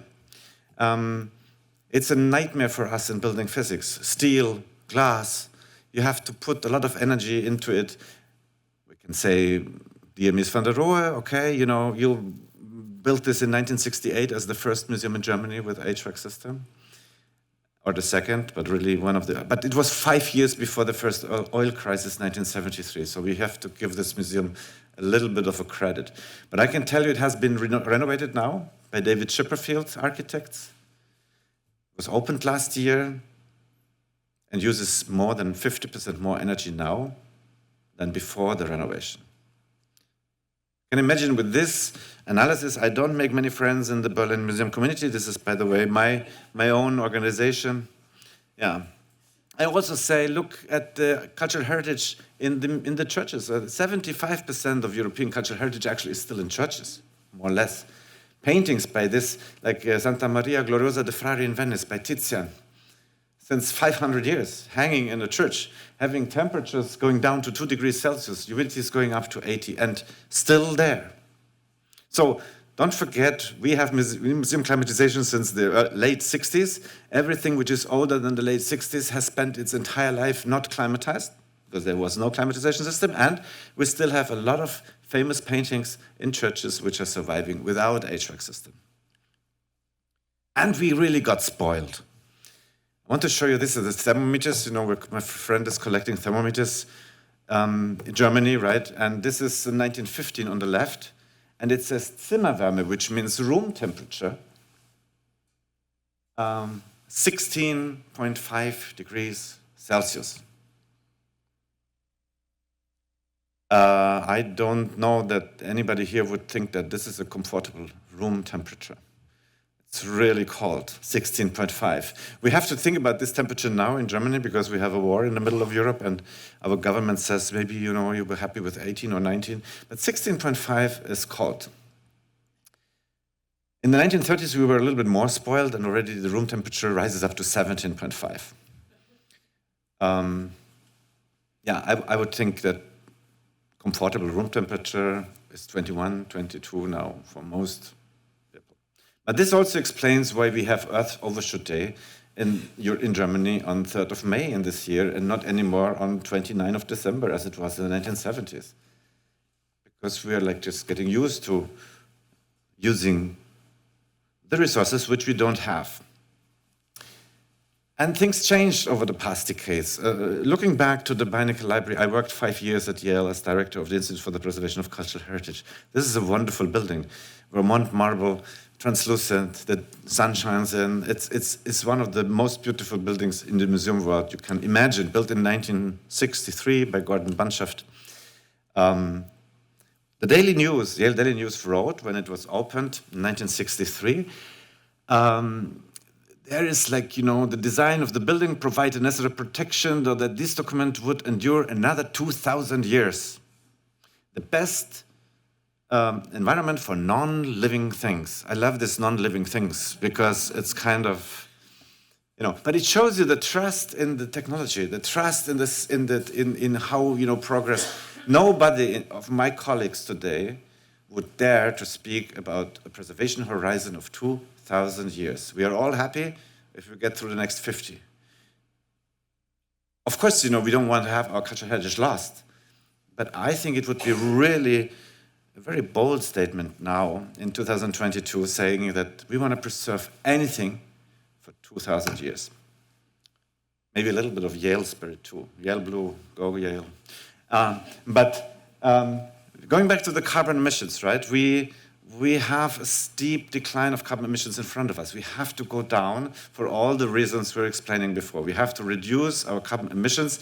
We're not reducing them. That means we have to be even faster in reducing in the future. And we're actually putting a lot of load of this reduction to our children and grandchildren, which was actually in Germany last year a case for the Constitutional Court where a law was considered to be not in agreement with the German Constitution because all the load and all the burden of the climate crisis was put on the shoulders of our grandchildren.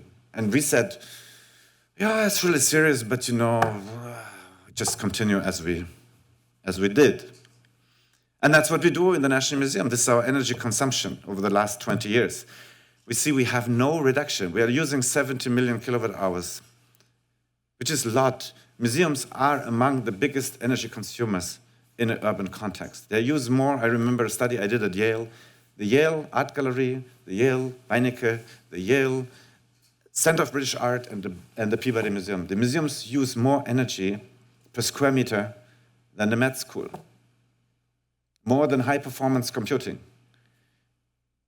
We didn't believe this ourselves until we calculated. So museums have a huge energy footprint. And the worst, in a time where we should go down, at least we in Berlin, we're not going down.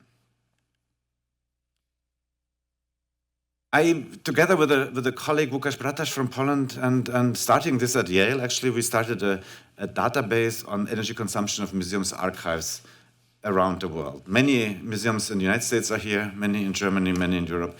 And you can see it ranks from like, it ranks from like not being visible. This here is a very interesting museum. You can hardly see it.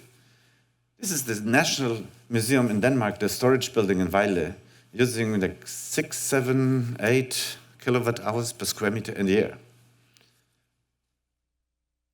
I never name these museums which are up there because museums would be very upset if I say, well, this is the Museum XY. I only want to say that the median or the mean value is like 300. I was always thinking in my work that I should advocate for museums which use 100, because then I thought we are making a good step towards like energy-friendly or climate-friendly museums. I learned this year that if we really want to go net zero, as the European Union wants to build us new museums, new public buildings, net zero by 2030, which is tomorrow afternoon, we cannot use more than 30 or 40 kilowatt hours. So you can imagine what this means for many museums which are now using 500, 600. If they have to go to 30 and 40, there will nothing be the same. Why is this so important? That's, because Frank's here, right, Penn? This is a diploma thesis. David Ardiga wrote in 2007 about how energy consumption correlates with the width of climate, the fluctuation of humidity and temperature. And this is interesting to keep in mind. It's not a linear correlation. It is an exponential correlation. The more narrow you want to drive your museum corridor, your RH, your temperature, your humidity, your consumption and your costs and your carbon footprint increases exponentially. We owe this to a master thesis at Penn. It's still the most quoted correlation between consumption and museum climatization. Thank you, Penn. Thank you, Philadelphia. But this is an example of building a new museum in Berlin right now. Actually, yesterday I had a TV interview in the morning at 6 a.m. Because of this museum. This is going to be built. This is the most climate-hostile museum of our history for the 20th century art in the city center of Berlin.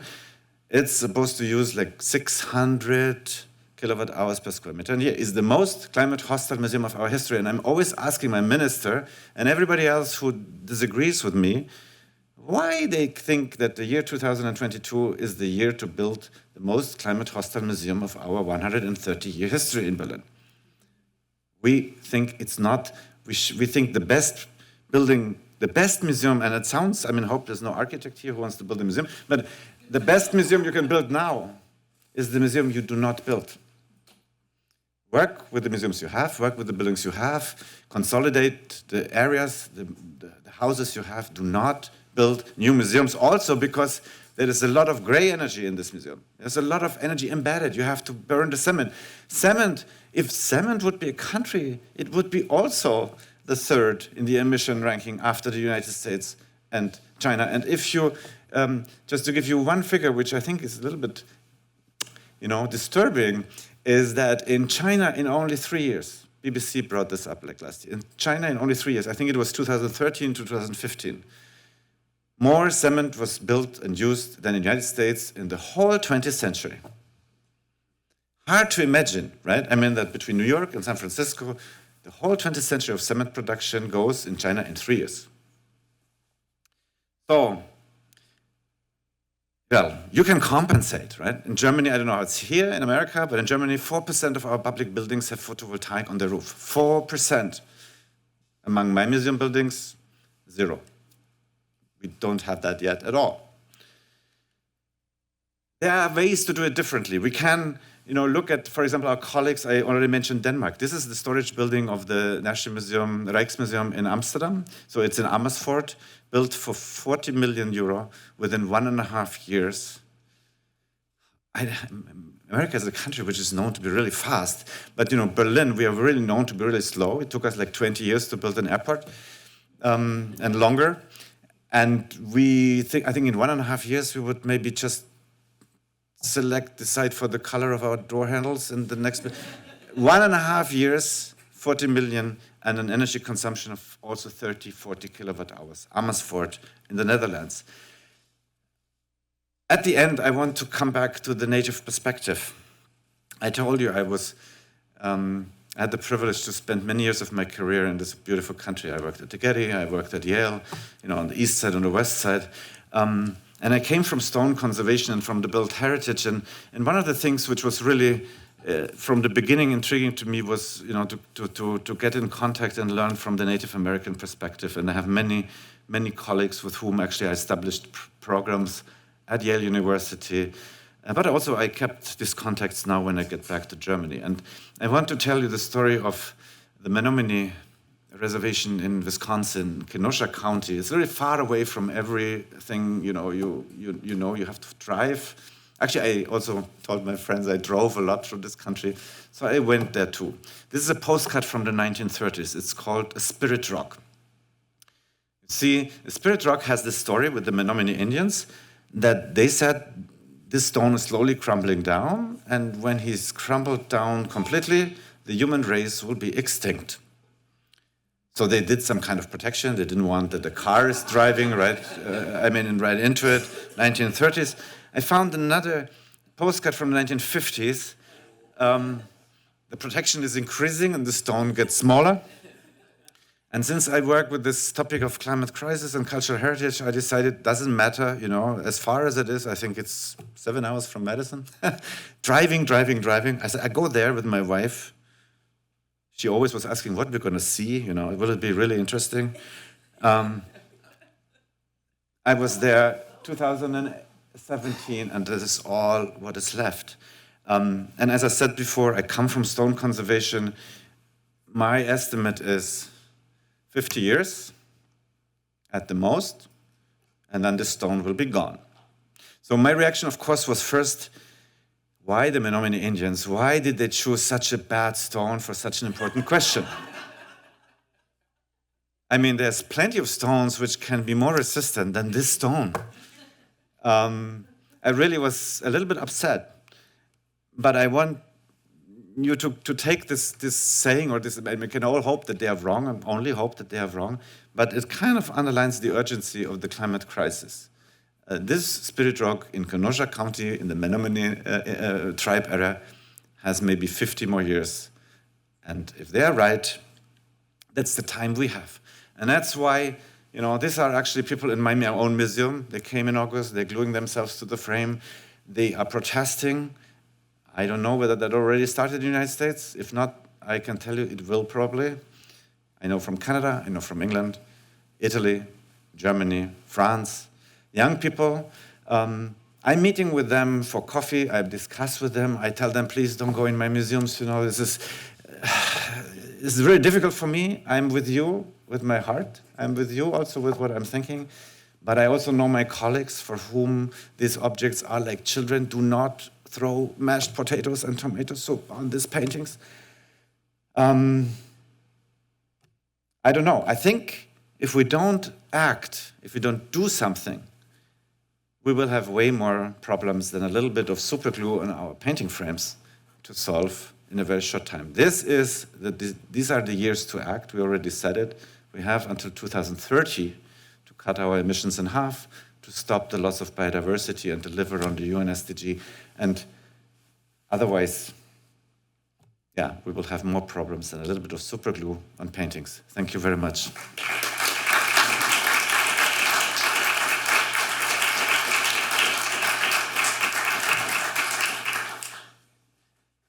That's an act to follow. Okay, well, it is absolutely lovely to be here with you all this morning. It's been a real privilege this whole week, and I'm still planning to gain more today. So it's worth the air miles, which I can tell you I expend only very reluctantly. To me, the answer to the climate emergency lies in community action, from communities just like this who are faced with the real need to take real action. Most of the messages we're getting at the moment about how to reduce the huge amounts of energy and carbon being spent in our built environment from governments and the media and multinationals feels confusing and contradictory. Should we really upgrade our almost new fridge? Should we really add insulation and plastic and seal up our buildings even at the cost of our health? We all know we need to move as fast as we can to cut carbon, but exactly because we have no time to waste, we cannot afford to be using up carbon and time doing something that might turn out to be the wrong thing. If we jump onto a convenient-looking stepping stone that actually ends us up in the middle of the river, unable to move forward without having to retrace our steps at the cost of even more carbon and energy and time, it's just going to be terrible. My own feeling is that we're behaving like rabbit in the headlights, not just because what we have to do is seen as scary and difficult, yeah, it is, but also because it's so uncertain what good would look like. Our main problem is we haven't spent nearly enough time understanding the fundamental questions. If you've got the questions wrong, then your answers to those questions aren't going to get you where you need to be.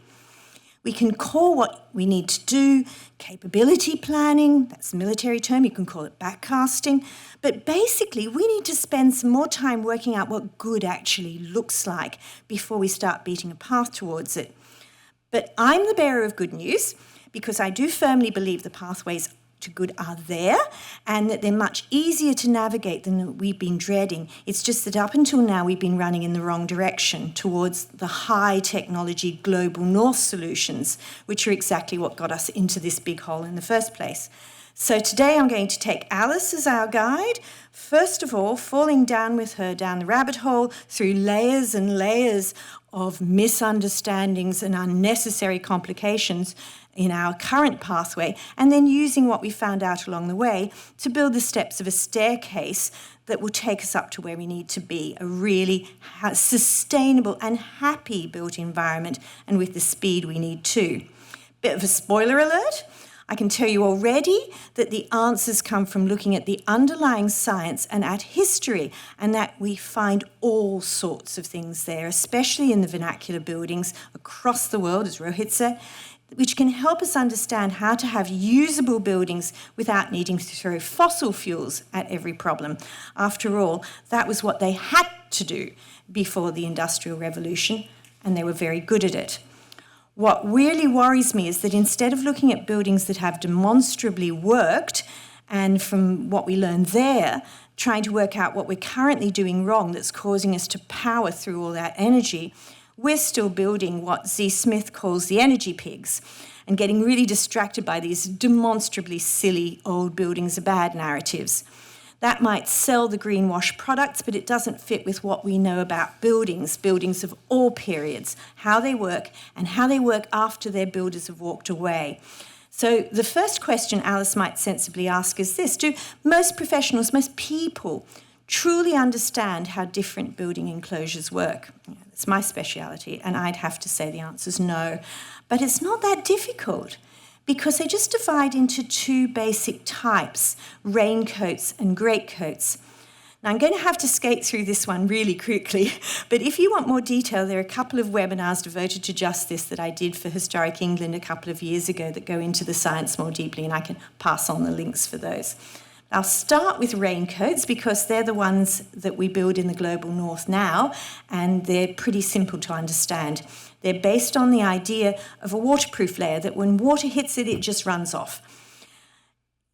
So the building envelopes, they're clad with these raincoat materials, glass, metal, cement, plastic, all raincoat materials. Trouble is, raincoats come with a number of problems, and you'll know that if you've ever worn one sweaty in hot weather, or if the rain gets down the back of your neck, once the water's on the wrong side of the raincoat, it can't get out again. The other problem is that the raincoat materials need joints, and that's complicated because these are all materials that also expand and contract a lot as the air temperature changes or if the sunlight hits them. So making a joint that can take up that movement and still stay waterproof, it's really tricky. The rain collects together and it runs down the surfaces of flow, and if it hits a joint that hasn't been sealed properly or a crack or something like that, it's going to be wicked in by capillary action, and it's just going to keep siphoning through as long as there's a source of water to feed it. And that's why the raincoat buildings need multiple layers, so you've got more of a chance of stopping the water getting through before it gets right to the interior. But those layers make raincoat systems really hard to maintain. The problems are hidden, and when you do see them, you can't easily get to them to fix them. Well, the pre-carbon way of making dry buildings is the greatcoat, and it's more complicated in the theory, but it's much simpler in the practice. Greatcoat envelopes are almost entirely, completely made of porous and permeable materials. We don't really have a good word for how they work because permeability is actually about saturated materials, and that's obviously nothing at all like the situation you've got in a real wall, where it's certainly not going to be dry, but the pores aren't going to be filled with water either. You've probably got some capillaries, fine capillaries filled with water, a lot of pores with air, and lots of pores with a bit of mixture of both. And that behaves just like a sponge because, as you'll know, if you've ever tried to mop up a spill with a dry sponge, a sponge won't mop up a spill until you've got it quite wet first. So what happens when a raindrop hits your mostly dry wall? Well, it's held in the surface pore it hits until it evaporates. It doesn't collect and flow down, and it doesn't get in any further because of the air it's trapping in those deeper pores. The only time it gets in, if it happens to hit the mouth of a capillary that's already filled with water instead of air, and as long as your building's in halfway decent condition, that's not going to happen often. And if it does get in, that same system of capillaries can draw it out again so the wall can dry. The big key to keeping a greatcoat envelope working isn't at the surface, it's at the scale of the building. It's making sure that's in good condition so you don't get too many of those liquid-filled capillaries, and that means protecting all the bits that the water could get into the core of the wall, and like the wall heads round the window, so you get wide eaves and gutters, and hood mouldings and sills and drips and all that. But our buildings do have more water now to cope with than they did in the past, and we now pipe continual supplies under high pressure in and around and through them, and we do it in a way that's really prone to leaking. In the UK, 60% of flood claims are actually plumbing leaks, and that's just the ones that have been properly identified, usually because there's been a sudden failure, because the slow drips, either they get missed or they get misdiagnosed.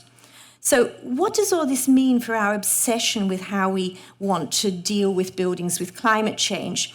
Well, if you're insulating, for instance, you're creating a raincoat with a lot of joints and you're compromising all that water shedding detailing.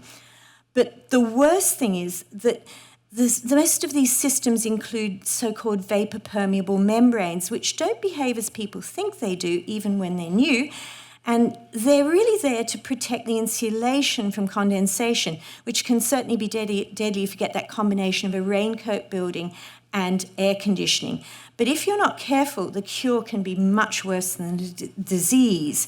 And the trouble is that the image that people have that vapor travels through the pores of porous material in a solid wall, as it does in the air spaces of a wall with cavities, in raincoat construction, that's completely wrong because a vapor molecule is actually just bouncing around randomly. So when it bounces into a surface pore, it just keeps hitting the walls and losing energy, and it condenses, therefore, really close to the surface, usually just in the porous pore. Now, over time, you might get enough condensation that you build up a film of liquid water that could then travel through the pores, and you might get that liquid evaporating somewhere else, so you get vapor again somewhere else. But you don't get the actual vapor molecules sort of bouncing right through the wall and out the other side. In fact, that's why things like lime plasters, we know, are just about the best vapor barriers you can possibly get. So if I were going to ask this question, I'd answer yes, resoundingly. I don't lose sleep about insulation causing condensation, except in air-conditioned buildings, so it's different over here. But I do worry about what's going to happen when you get all those inevitable gutter leaks and plumbing leaks, and that gets me squarely onto another absolutely vital question, maintenance. It's a common practice to blame the contractors for failing insulation, and yeah, there are lots of cowboys out there. But getting something like this working, it's seriously difficult. By being really careful in using the very best materials available, you might hope to get maybe a couple of decades out of that insulation, but the wall and the roof cover should have a much longer lifespan than that. How will we know when this system's failing? What do we do when it does fail? Do we have to strip the entire outside off the building? Well, for me, that's crazy when we need to be using less energy and less plastic and less carbon, not more. So that leads to another question. Are we blaming the contractors for intrinsic flaws in the system? After all, it's all completely experimental, and we don't generally have any feedback loops in place to learn from our mistakes. But I want to drill down a bit further here to think of all that carbon and energy embodied in those materials. One of the reasons we're confident about materials like lime mortars is that we know how and when they fail. And you need that information to know how to keep them going as long as possible and how to recognize early when they're failing and what to do to stop that failure. Well, we just don't have any of this information for proprietary products, and it seems to me we have to demand it for anything old or new that we're going to put on a building and not just a heritage building. If you don't know this, how can you plan maintenance and repair? How can you work out if it's the right material to use in the first place? And how can we work out the carbon and energy costs of what we're doing? So here's another question from Alice. Are we looking at the true whole life costs and benefits when it comes to these retrofits? It's not just the materials, or even the materials plus the transport plus the labour, or even all that plus the costs of maintenance, or plus the operational costs. It's also the costs of demolition and replacement, something you're all well aware of in this island. And if you're really going to be sure you're cutting the carbon, you need to see how that all balances out against the reduction in carbon or energy for operating that building over its whole lifespan. And of course, even those sums depend on something else we need to question. Just how robust are those promised reductions? They haven't been very robust in any studies that I've seen for any kind of building, but there is in fact almost no long-term before and after assessment out there. And in my most contrarian moments, I find myself wondering if that's because the manufacturers know that the news will turn out to be bad. Anyway, how good are we at assessing carbon? It's really difficult, but are we just making things a bit too complicated? How precisely do we need to pin the numbers down for sufficiently good decision-making to know we're on that right pathway, which is actually all we need? Then there's another elephant in that particular room, and it's the conflation of energy and carbon. That's particularly worrying with the push to use energy rating schemes to drive carbon reduction. But of course, it's only operational energy at best that's talking about. So there's a real serious risk that we'll trip over ourselves there. And on top of that, there's the sad fact that the algorithms we're using to calculate the behaviour of buildings just aren't good enough. And anyway, they're also a terrible proxy for what it was we actually want to assess, which isn't actually thermal transfer. It's the ability of that building to provide good conditions for its users and the uses they want to put that building to without requiring masses of energy. And that was beautifully demonstrated by Freya Wise of the Open University. And she looked at how people really ran their traditional buildings in Cumbria in England and how much energy they were using in reality rather than in theory. She did the theory as well. And it was crystal clear that all happened in ways that the current models just didn't understand. So this leads to what's perhaps the most fundamental set of questions that need to be asked. Should we really be spending all this effort on fabric first? Building performance is a three-legged stool, and it's made not just up of the fabric, but the people in the building, the equipment they add in to make that building work for them. But the hub's the people. They're the ones using the energy. If we look at that massive uptick in energy use over time, that's not the fabric somehow changing. It's partly the extra things we're doing to the buildings and partly ever more thermal conditioning of the air.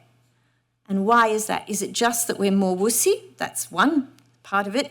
But well, when we look at the accounts of the past, they certainly liked a lot more ventilation than we feel comfortable with. And as Stefan showed us, they had different temperature ranges. But that's not necessarily or completely because of a change in taste, because there are some very complicated things going on here. And it's important that we disentangle them if we really want to understand how buildings worked for people in the past. So let's open that can of worms and try to untie them. For a start, although we say with retrofit the comfort's our aim, actually we don't assess comfort either before or afterwards. If it's judged at all, it's as an air temperature, and the unspoken assumption then is that air temperature is a good proxy for thermal comfort. But it isn't. And we can see that if we look through the eyes of the medical scientists, the thermal physiologists. And they point out we're warm-blooded, and so we need to keep our core temperature at a very steady 37 Celsius. Sorry, I don't know the Fahrenheit either. Plus or minus degree or so. That works in both. Whatever we're doing, otherwise our organs fail. And to do that, we have all sorts of physiological mechanisms that are mostly based in our skin. So if your hands and feet start to feel cold, it's because your body is deliberately cutting the flow of blood to them so that that blood doesn't get cooled too much for the heart and the brain. If we get too hot, the body pumps that blood back into the skins and we sweat so that some of that excess heat can be lost from the blood by evaporation. And indeed, that's the main way we lose heat into the air. If your skin's wet and there's a stiff breeze, you've hopped out of a sauna in Norway, in the night, in the breeze, then you could lose something up to about 22% of your heat loss could be going into the air. But it's only a very few percent inside a building. We lose a bit of heat too by direct contact, and that through our feet into the floor. How much we lose depends on what the materials are, how much of it is touching the materials. But where is most of it going? The way we lose most of our body heat by far and away is by radiating it into the surfaces around us. And most physiologists put that at 60-65% of our total heat loss. But it can go way higher if you're wearing minimal clothing. It can well be up well in the 80s, they say then. And that's why in summer it's so lovely going into an old stone building and sitting near the wall, but in winter it makes us feel very, very cold. Now, all measurements are proxies for what we want to know. And the sad truth is the things that are easy to measure, like air temperature, are very, very rarely the important things. They couldn't measure it before the invention of the thermometer, but nobody really cared because it wasn't important for how they made themselves comfortable. And even if we've forgotten a lot about this, at least in the global north, where we've got so used to throwing fossil fuel at all our problems, we still don't all know that we can be comfortable in very low or very high air temperatures and very uncomfortable in perfectly reasonable ones. So what did people do to feel comfortable in cold weather before they started heating the air? There seems to be a strange belief that they were all terribly uncomfortable, and that's largely based on how we now feel when we go into an older building like a castle or a church. But it's really important to remember that these buildings have been stripped bare. They didn't originally look like Game of Thrones with bare stone inside and outside and these massive fireplaces filled with Yule logs. In fact, they had tiny fires with a lot of draw that were mostly used just for cooking and lighting. Thermal delight there, but no real effect on air temperature. But what was everywhere were fabrics on the walls, tapestries if you were uber rich, or cloths or leather for the rest of us. And you get this all over the world. You get it in China, in India, in South America, in Africa. They act as a radiant break. So they slash that 60-65% of your heat loss. They made cloths into canopies and draft screens, and they hung them across doors, and they put rush mats on the floor for the same reason. And this was poor as well as rich, and church as well as secular. The churches were actually the first buildings to have serious glass windows, and to deal with the drafts they got as the chilled air, interior air is chilled as it touches the glass, and that falls, they hung their cloths right across the base of the windows to catch that cold air as it fell. And so no wonder all those windows had such steep internal sills, which used to puzzle me. There are just thousands and thousands of these images, and we still see lots of old hooks everywhere, and there are still clues in all the fictive draperies that we see everywhere too, because in a lot of cases, they actually took the cloths down in summer and stored them away, because then you got an advantage from losing that heat into the walls. Now, we lost all of this in the 18th century. It might be because of the plague, which was associated with cloth, and then when we all felt terribly cold, we tried out lots of fireplaces, this time for comfort. But of course, with all those flues everywhere, those Regency houses must have been seriously drafty.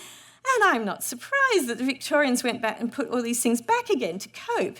You know, the skirts on chairs weren't probably not there because they're ashamed of seeing naked chair legs, as we think. It was because they were trying to stop the horrid drafts around their ankles. And then in the 20th century, we got a fit of modernism and we wanted wiped down surfaces, so we took all the Victorian stuff out again. And no wonder we have to keep throwing more and more energy at trying to be comfortable. Mind you, we'd lost a lot of knowledge by the 19th century. We'd already forgotten so many things. We've done so much damage to comfort. They stripped off the renders and plasters that kept the buildings dry, so your greatcoat. They even pulled out ceilings so you could look at ancient stones and roof timbers that you were never meant to see. Well, I do think we ought to be putting the lime-based renders back, not concrete stucco, lime-based renders, very different, and to be thinking of putting them onto all buildings that might need them, even if we don't think they were there originally, because we've got climate change to cope with. Now, we've been doing some tests at Historic England on flooding, and it looks like the renders are a very good way of making buildings flood resistant, and in particular, it even seems to work for the modern cavity wall construction. If we can put a lime render on it, it does seem to help. But of course, the other big problem moving over us with climate change is overheating. And luckily, researchers in the Global South have done lots and lots of work to show how the vernacular handles this passively really, really well. It's a combination of the collection of the buildings, not just the individual building, but all the buildings around, how that moves the air, thermal mass, radiant absorbing surfaces, cool drafts, solar shading, and they move around the building according to the time of day. So, what is thermal comfort? Anyway, it's probably best thought as an absence of discomfort. And we know that really depends on things like having some control over your own environment. If you can't do something to make yourself feel better, you'll be a lot more uncomfortable. And that's another reason why it's almost impossible to put a single number on comfort. So we're back again at that question of how do you actually do that, or do you even want to put a number on it? So if you ask all the various users of a building how they feel and what they can do and can't do comfortably in that space, that's when you start to learn a lot about how the building's working for all those different uses, and that'll give you some clues about what practical interventions might help. Now, that's sometimes called subjective, but I don't think subjectives are negative. What could be more subjective than comfort? But the problem is that we've been cut off from listening to our own bodies and what they're telling us. When we feel uncomfortable, we go and have a look at the thermostat and it says 22 degrees, I must be okay, it must be my imagination, I feel bad. Or we feel perfectly fine and we question our senses when the thermometer says 15 degrees. So where did these thermostat numbers come from? We need to remember that the ASHRAE guidance was constructed by HVAC engineers, and they do look at things from their own particular angle. And we also know these days a lot of office conditions are being driven by estate agents pronouncing on what they say people want, rather than what actually helps them work or makes them comfortable. Actually, when we put in aircon, it's not really the temperature we're trying to deal with. As Stefan said, it's the humidity. And I know that because I grew up in Brisbane in Australia, where it's at least as hot and humid as any of your states. Humidity is actually a much better guide to discomfort than temperature. If you're in a damp building, it's going to feel damper and colder when it's cold. It's going to feel hotter when it's hot, no matter what you're doing in that space, which leads me to what I think is an absolutely critical question for us all as societies. It's not an accident that the most uncomfortable people in our societies are the tenants in substandard housing, where the moisture problems are everywhere because of poor maintenance, poor design, and overcrowding mixed up with sealed buildings, and then we pin it all on the tenants. So giving building users control over their own ventilation is clearly critical to all of this. But are we doing things to our windows that are actually making things worse then rather than better in our rush to try and save energy? Once glass windows started to come into ordinary houses in the early 18th century, we got an entirely new problem, which was overheating from the sun. With large windows, you get that even in winter, and they quickly worked out two ways of getting around it. The sash window was one. It's great to see so many sash windows here. They give pinpoint control over ventilation at the top and bottom of the window, and it won't slam shut in a breeze. You can even use them with pierced shutters to get rid of all that hot air at the top of the room at night. The other great invention was the awning. It's lovely, you've still got them here. We've lost them. The first were really simple. The Victorians, the English Victorians, took them to pinnacle of cavernous, and they're picked up everywhere, and they're still found in most countries, except in the UK. We got rid of them all after the war, and now we're struggling. The heat loss through glass and the chilling of the interior air are certainly problems, and once glass got cheap enough, they partly solved it in cold climates by introducing secondary windows. And this works as long as the design doesn't make it hard to ventilate through that window when you need to. If you're willing to throw energy at the problems, you can do things in other ways. It's not quite as effective. You can have a single window with double or even triple panes and get over the fact that they're not wide enough apart to stop heat transfer by making that space a vacuum or filling it with a rare gas. But of course that's all really carbon expensive, and it has a very short lifespan, and it can make the window mechanism very heavy, and it doesn't have any effect on drafts around the frame, for instance. Instead of an awning, you could have a coating in or on the glass, but that makes the glass impossible to recycle. So you tend to take an infinitely recyclable material and you throw it in the dump. As you can imagine, this is all a huge problem for the energy pigs. That massive amount of glass and the height of the buildings makes them totally dependent on that energy-heavy servicing. But we're still building these as we obsess about our nice little buildings on Nantucket and our 1950s office buildings, which often get bad press, but they were intended to run passively. And with COVID, we've been reminded of the benefits of having opening windows and non-open plan spaces.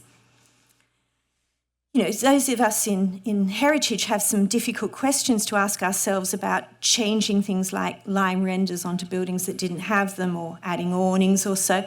But that's nothing next to the questions we need to ask ourselves whenever we have to deal with what you might call the modern heritage buildings. Quite a number of these are already presenting real challenges, and this is where we all need to get creative. That, by the way, is a Grade 1 listed building. And here too, there are passive solutions, and brilliant ones, that make for better buildings as well as better conservation. So there's good ways to go. So that's a lightning tour through some of the many questions, but I think you'll already be seeing that there we already have some building blocks of the answers to our problems. That's one of the real delights of capability planning. Once you pick through and spend enough time working out what your problems really are, the solutions often fall out of that naturally. So let's start laying down some of Alice's staircase to the stars. First of all, whatever you do, don't lock yourself into the need for using lots of energy to keep the buildings operating. Natural lighting, natural ventilation, using the mass and surfaces of the building to help you in winter and summer. These need to be the backbone of our definition of retrofit. We have to put the people and how they're using that building right at the heart of this. Let's be more lateral thinking. Retrofit doesn't have to be something that people make and sell or buy. It can be just turning the thermostat down a couple of notches, or seeing whether a cloth on the wall near where he's sitting might help us dial it down even further. It might even let us open the windows and still feel warm enough, as they seem to have done in the past, hence much less mould. The key word is passive, but I don't mean passive house. I mean passive without the trademark. I'm thinking of the things a building owner or tenant can do for themselves with little or no outlay, with little or no risk to the building. You can even try them out if you want to know whether a wall cloth might be a good thing in a cold room. You can rig one up with an old sheet. This is a shaker way of doing things. If you're wondering about shutters, try it out with some cardboard or something. Pre-carbon history is obviously a very fertile place to mine for good ideas. And, you know, I happen to have that weird background of physics plus wall painting conservation, and that led me to the one about wall cloths. But what other things are lurking out there? Once we all start looking, I bet we find masses of useful ideas that we just forgot. When it comes to adding in some energy to top up all of that to make the building more usable, then local lighting, local heating, local cooling, that's the way to go. It's not just much cheaper in terms of energy, it's also much, much more effective when it comes to delivering comfortable, usable buildings, especially when you've got more than one user there. And now we have lots of wonderful tools for doing that they did not have in the past. And many would be a perfect match for locally generated green energy. Not everything will work for every building, for every use. So we want the biggest possible toolbox. It's not just all old materials, 'cause we know a lot of those are great, all of them, but what else can we put in there? We also want the best understanding of how all those tools work, what you need to ask yourself before you pull something out of that toolbox. We want to begin with the safest tools, the ones we know that will have a long, long lifespan with little or no risk, whatever anyone does to the building in the future. But with those tools, we want to be creative. It isn't about pastiche. I'd like to see us developing our own modern style based on traditional materials and methods. The key is why the vernacular design is the way it is. What made it work? How does it achieve being a good building in practical terms? This is a big one for me. Indoor plumbing is a truly wonderful thing, but we currently do it really badly. It's mostly an outcome of how it was introduced really quickly, not just in buildings, but in the whole built environment. We kept putting pipes in where we can't see them or know when they're leaking, and then when they do leak, they cause the maximum problem. And why do we keep doing this? Can't we please stop? Apply our brains to it. Anyway, the climate's changing. Can't design for the last war. We have to make sure that what we do is robust enough to take what's ever thrown at it. And this is where we can learn not just from our vernacular buildings, but from the vernaculars of other places in the world that have climates something like we think ours is going to become. And that's rather comforting too, because what you see is the same sorts of buildings all over the world. So here we have the same sort of building in South Sudan and in wet England, and they function both in both those very different climates. So I'm not worried about what's going to happen with my cob cottage. And that leads me on to a plea that we who caused this problem would stop pontificating and start listening to the people who have never led lives dominated by fossil fuels. In the global north, we do tend towards overcomplication and over-engineering, but it's not necessary, and I'd argue it's not helpful. We already know the global south will be the worst affected by the changing climate, but now I've been working with a lot of global south colleagues on the Climate Heritage Network. They're amazing. They're even more, we thought we weren't siloed in a lateral thinking. These guys are amazing. Their cities like Lagos might be modelled on bad ideas sold from the global north, but they're already looking at ways they can take the things that run in the villages and towns and bring that into the cities to make them work. So we have so much to learn from Indigenous knowledge and not much time to learn it in. So a little humility here will go a long way. And we can get through tricky decision-making if we don't aim for perfect data, but collect just enough information to be able to triage. And then we can often get most of the way to sustainability just by doing all the simple green, no-cost, low-risk things. Numbers aren't generally the best way of decision-making, even if they're goodish numbers. But actually, we usually want to be looking at change rather than absolutes, and that's easier to measure too. Are we getting better or worse? Which changes make a big impact, good or bad, and which don't make much difference? But we need to assess in complete awareness of the links between elements of how the whole system works. If the building needs lifts and pumps and lights and air conditioning to operate at all, then that has to be included in the whole life costing for that building. Or to put it the other way around, if you have an old building that ran perfectly well for hundreds of years before aircon, you shouldn't have to include the aircon in the calculations for the whole life requirements of that building. Otherwise, you're not comparing apples with apples. We certainly shouldn't be going fabric first when it comes to existing buildings. That's not where the energy and carbon are going. Even for new build, we need to spend more time thinking about the people who are going to be using that building and how. Now, in 20 years, 50 years, 200 years, a building without a purpose is a waste of our limited resources. Critical to everything there is to get better again at how we acquire and pass on knowledge and information. One of the reasons the historic built environment worked so well was that it was developed over thousands of years of trial and error, and that was passed down by elders teaching children, masters and apprentices. Now, we broke all those threads, and it's done us no favours. A deeper commitment to building and building design should be one of the most important skills in our society, because after all, every single thing we do involves buildings. As Mick Patterson said, we've forgotten how to sail our buildings, and we need to learn it again. A crucial part of this should be challenging received notions, the assumptions that are always prefixed with "of course," but aren't necessarily true, like the need for speed in construction. Why should speed be important? Now, again, Stefan was talking about, unless you're rushing off to the next project before you've had time to see if the paint's going to dry on the first one. We only have 7 years now to 2030, but I don't see that as a good argument for doing stupid things quickly. And we don't have patience either, I think, with the idea that we don't have the people to do it. People are the one and only resource that we have that's still increasing, so why on earth aren't we using them to replace fossil fuels? You got a good model here. That was the understanding that drove the New Deal. As we need leaders to be as forward-thinking as Roosevelt was about that. And another idea to challenge is the one that making or looking after buildings is manual labour and less agreeable for people to do than, say, I don't know, working in a call station. And local small businesses contribute much, much more to the economy than the big international product manufacturers, as you all know, here on an island. They can also be responsive to local materials, local weather, local needs. It's much better for the economy to have a lot of people working locally all the time on those cyclical maintenance tasks. Those are good things. Whereas the current tax and subsidy regimes are often perverse incentives all around the world, and that's something we really should be avoiding at all costs. Well, as I hope I've been able to show you, we should be approaching this in a much more people-led way and helping occupants to get much more out of their own buildings with much less energy and carbon.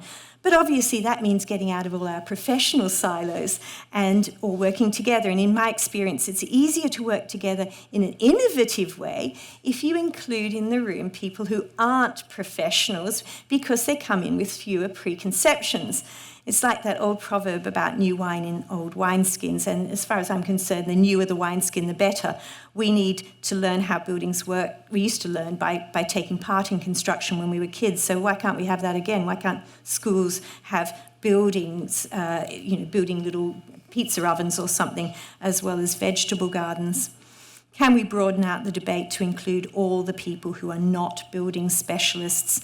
What information do they need to make good decisions for themselves and for the planet? And you can be sure that many people in this room and out there will have lots of practical information to add into that mix. And the great thing about this whole process is that if you get it right, it's all right all round. That so-called clash between building conservation and energy conservation just evaporates. In fact, the two things go hand in hand. And Margaret Atwood was chatting with Ezra Klein of the New York Times, and she stressed the importance of fun and joy when it comes to making changes to tackle the climate emergency. She said, if it's not fun on some level, then people aren't going to do it. So is it about how virtuous you are, or is it about actually trying to make better conditions? William Morris thought that not only could you improve conditions, but you could make them more fun and more beautiful, whereas a lot of Puritans think that beauty is beside the point. It's actually not. And it's really possible to inspire because most people do really care and they are really struggling. Not just householders, but facilities managers, even the people who write the building regulations. So it's up to all of us to make an effort to engage more widely, to start bringing building conservation and positive learning from the past, and yes, the potential for beauty and joy into every discussion of energy and carbon conservation, of sustainability. At the moment, ours in here, in this room, it feels like a bit of a looking glass world as everything around us seems to be hurtling off in the wrong direction. But outside of the looking glass, well, the world really is greener and more promising. And that's not just wishful thinking. So thank you very much for having me.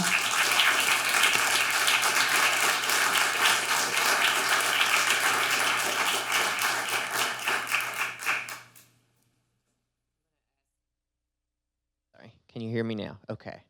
I'm going to ask our distinguished speakers to join me for our Q&A.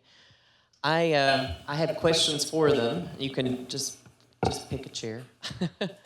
But I hope that some of you will also, we have a microphone available, and I'm sure some of you may also have questions or comments for the panelists. I do want to put a plug in for coming back at 2 o'clock once our break. This was obviously the international global perspective, and this afternoon we're going to look more domestically. And I can promise you that at the end of the afternoon, I will give you a complimentary glass of wine. And maybe a bit of cheese. And I'm going to talk, we're going to talk this afternoon also, just share very briefly in our closing remarks what happened this week. We have spent the last 2 days in closed sessions. We brought them to beautiful Nantucket and locked them in a room. But I thought I would start by just saying, could you share perhaps one or two of the takeaways from this week, from our gathering? Something that you maybe didn't anticipate as an outcome. I think. Yep, is it on? I think it's that we're all very much running parallel. It was the synergy. I think we had it in 5 minutes. I mean, when we arrived and we sat down at dinner, we had in the first 5 minutes the conversation. I didn't initiate it. There was this conversation that I thought might happen at the end of the week, and we started there. So I think there's a real momentum. I think there are two things I would say. I mean, one is that I realize that how much it is to learn from each other, because we don't know what the others are doing, and the very virtue of being around the table is that we know what each other is doing, and there's so much that we can learn from each other. So I think that's what I realized, like there's so much going on, but probably we are not aware of that. That's one. The other thing which I feel the other thing which I feel more strongly is this, the importance of really having communication across disciplines, communication across sectors, communication across departments, ministries. I think the more we collaborate and work with each other, the more we will make some difference. I think we are too much concentrated in our little shells, and we realize that coming from different disciplines, I think you mentioned earlier, this field of climate change is really a great example how different disciplines, different sectors have to really come together. So I think that was my other big take.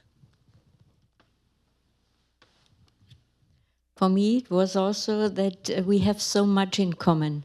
That was very striking. I didn't expect that. And that we are fighting also for to share and to see that it is important that cultural heritage is protected. And maybe we know it on a personal level, but it is not known on a higher political level. And I'm working in Brussels a lot with the European Commission and with the political decision makers. I'm always fighting that cultural heritage is included in all the policies.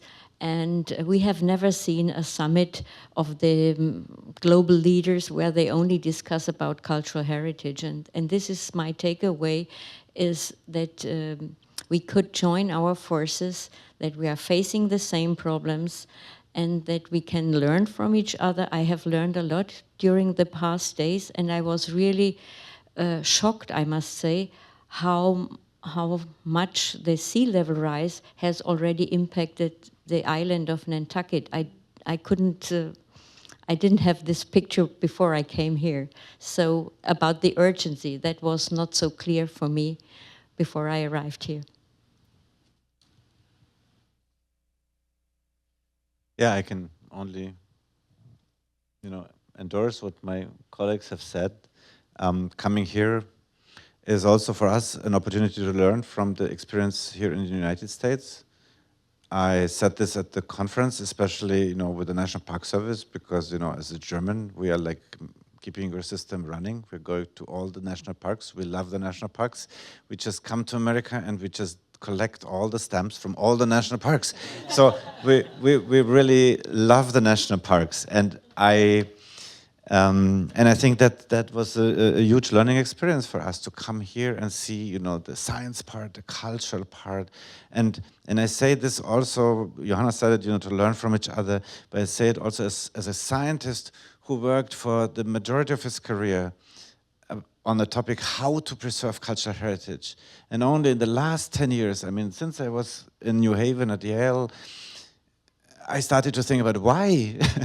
Why we are preserving cultural heritage. And I think this was also for me a learning experience here to listen to the experiences from the American Southwest and Southeast and this island, and also with all the criticism, right, that we say, well, is this really sustainable what you're doing with this cliff? Probably not. I don't think so. We will see what's going to happen, but it's really interesting to expose these various opinions and then find the common ground. And so, yeah, grateful and thankful. Thank you. Can I say, actually, I didn't think to say it, but it has had an extraordinary impact, I think, on this workshop to be here. There's something about being on the island, surrounded by it all, that has, most of these things take place in one of those glass monsters, and this is extraordinary. I have a feeling that that's why it's like electricity in the last few days. And I think that is not incidental to where we are at all. Well, that was my other question. And I'm looking at Dr. Sarah Boyce and Dr. Jennifer Carberg, Holly Backus, Vince Murphy gave of their time on Monday, and we did a tour of the island. And what was your impressions of Nantucket and the challenges here? You mentioned the erosion project, right, in Sconset, but were there other things you may have been surprised about, or other things, Nantucket being perhaps a model, right? Well, that was it. Everyone's so realistic about that. I was just stunned. Because, I expected to be coming over here and, it's going to be tell us miracle solutions and it's actually gather you rosebuds where you may. But it's the other way round. So, yeah. Yeah, as you could tell probably from my presentation, there's not much which is giving me hope in terms of climate crisis. But one thing here really was lifting my mind up, and that was a presentation we had at the lunchtime when we were discussing about the salvage project here in Nantucket by Michelle, I think, right? Yeah. Is she here? Yeah, there. Here, yeah. Yeah, I really listened to this presentation and I thought this is giving me hope, because this is, the calculation, the numbers you put together. Of course, first when I heard about landfill, I felt like in a time machine, like being like 20 years younger or 30. But then I was thinking, yes, here's somebody trying to move this or to push the boundaries, because we all know that if we want to survive as a humanity, we cannot have any more garbage down the road 10, 20 years. Garbage is over. Cradle to cradle is the principle. And you were showing this on the ground with practical examples, and I found this really, really inspiring. So thank you again for this wonderful presentation at lunchtime. Yeah, I was very impressed when we were having this visit and we saw the practical solutions that you have been trying. You have been working in a very, very, there's no recipe you are following. You are finding out solutions in a very innovative way. And also what I was impressed was how you are trying to engage communities, how you are not just getting technical solutions in place, but you are actually getting community engaged in, for example, the kind of landscaping. I was very impressed with that effort you have made, that now they are planting indigenous vegetation, and that takes a lot of time and effort and conviction to make that change to happen. And the fact that you have started to make that change is really impressive in my view. So that's something that I really take back in a very positive way. Yeah. Of course, you haven't been here when the hydrangeas are blooming, but anyway, Johanna. Yeah, I was impressed to see how Nantucket has changed over time. And each time we're facing a crisis, you develop new models, new ideas to survive on this island. That is exactly the way forward. When we are in crisis, we are very much creative, and you are the best example for that. After the going down of the whaling industry, how you have restored your island, you brought in tourism. So you develop completely new ideas how to sustain your livelihoods.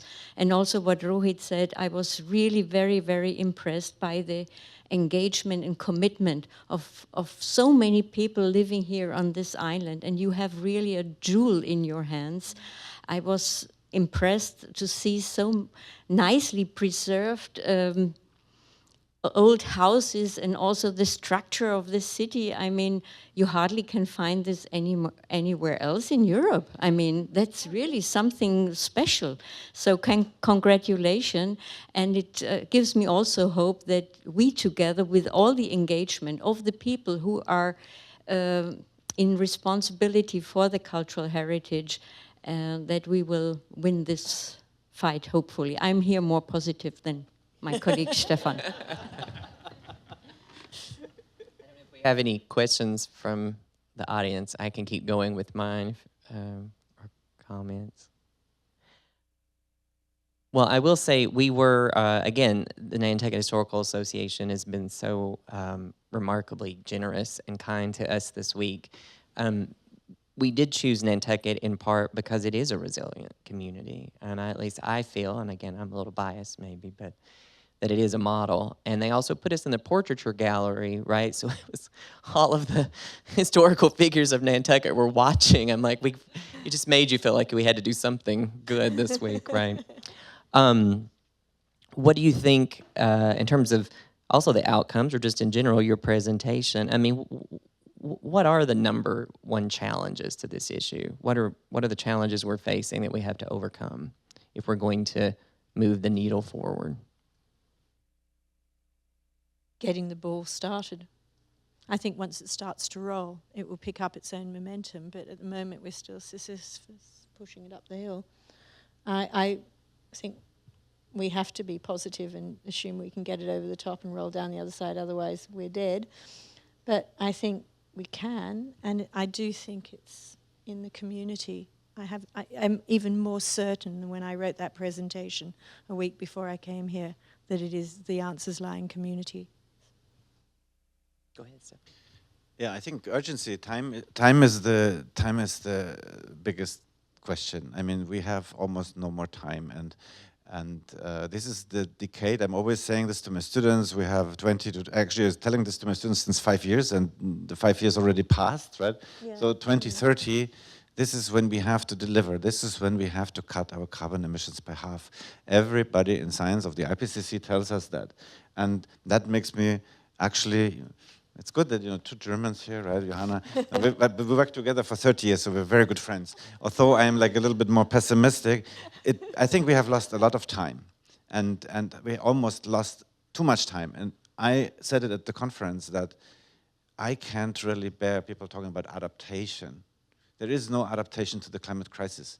There are billions of people who will lose their life. There's only the mitigation. We have to do something to avoid a temperature increase of like more than 2 degrees Celsius. If that doesn't work, we cannot say that we're gonna be very creative and find a way to get out of this. This will not be the civilization which we know until now. So time is my main point I would take. Let's take the momentum and use the time. I feel like what I take away is, and I really feel strongly about it, is that we have spoken a lot, we are saying big things a lot, but we need practical examples. And we need to share those practical examples to show how things can be actually done at a smaller scale. I think that's where we need to put a lot of effort, because I sometimes feel very tired, people going on speaking about the temperature, what we have to go do, but it's so much like discourse, and the discourse has to now stop, and we should start better doing some things and share what we are doing. My takeaway is that I think we can do it. We join our forces, and now the National Park Service, you have convened us here. You are doing something. In Europe, things are moving, and after the release of our report, it is taken up on the higher political level, and not only on the higher political level, also everyone who is in charge of cultural heritage, at least now in Germany, things are moving, and that gives me a lot of hope.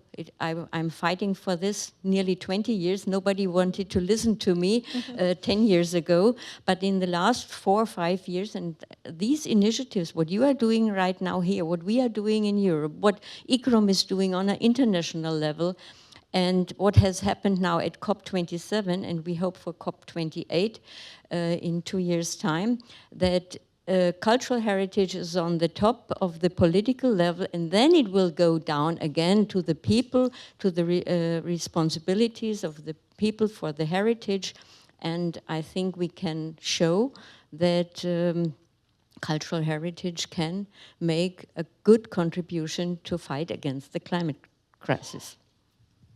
Marty, could we throw that same question to the audience? What would they like? What do they think we need to be doing? Let's see if we have any takers on that. What is it? Is it information? Yeah, hooray. Wait for the microphone. Thank you. This seems like a problem that people have caused, and people always seem to just want a little more, just a little more, just a little more. And people also want to monetize. The whalers were catching whales not for the romance of going whaling. And nowadays that we do tourism at the high level that we do, it's wonderful. But how can we just get a little more? How can there other systems that people can make money to fight this? How can the governments are going to do some? How is the private sector going to be incentivized to monetize and maximize working on this problem?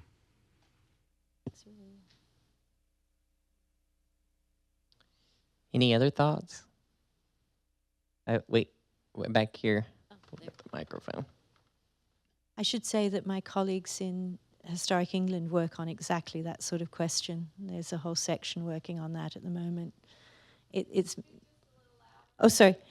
I was just going to say that my colleagues in Historic England, we do have a section, our economic section, that's looking at exactly those questions. But it means turning some preconceptions on their heads, which will be a good thing. I think people would be happier. I don't see that we are all here. I mean, this is Nantucket, we're smiling. But in most places you go where they have masses of stuff and no one's got a smile on their face. So I'm struck by the idea that we need to stop and celebrate and talk about solutions. I think scientists have been understandably not very good at that. And I think as a cultural institutions, the best way you could do it is to help scientists get comfortable with that idea and let them have the opportunity to celebrate what they've done. As someone who's trained as a scientist but in no way actually does lab work, you always go on to the next problem, right? You don't think about, wow, that was really great how he did that. It's the next question. And if no one knows the history of how you got to that, then it doesn't help. And so my background, just a super quick, I commissioned a composer to write about climate change in the Gulf of Maine. And he got a 4-month immersion with scientists and researchers about climate change.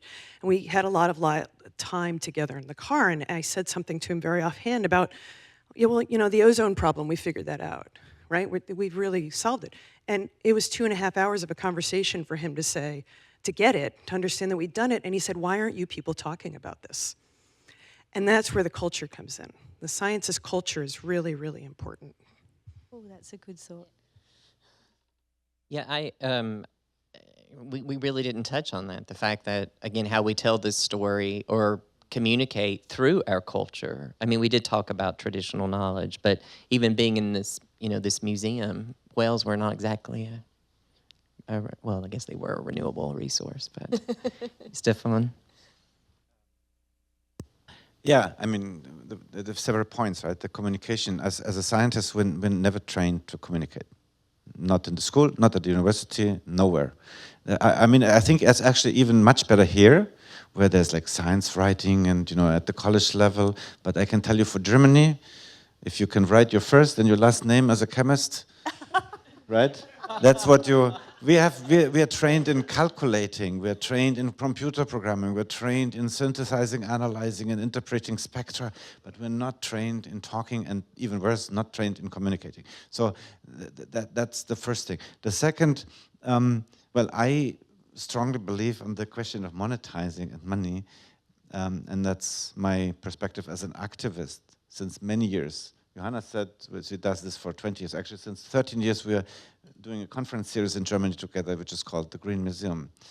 I think if the society, it doesn't matter, United States, Europe, or wherever, doesn't totally and radically switch gears from a society based on production and consumption towards a society of well-being, of balance between the North and the South, of balance between the interests, between the poor and the rich, there is also no chance for us to tackle this problem, because this is the evil which is beyond, which is at the bottom of everything.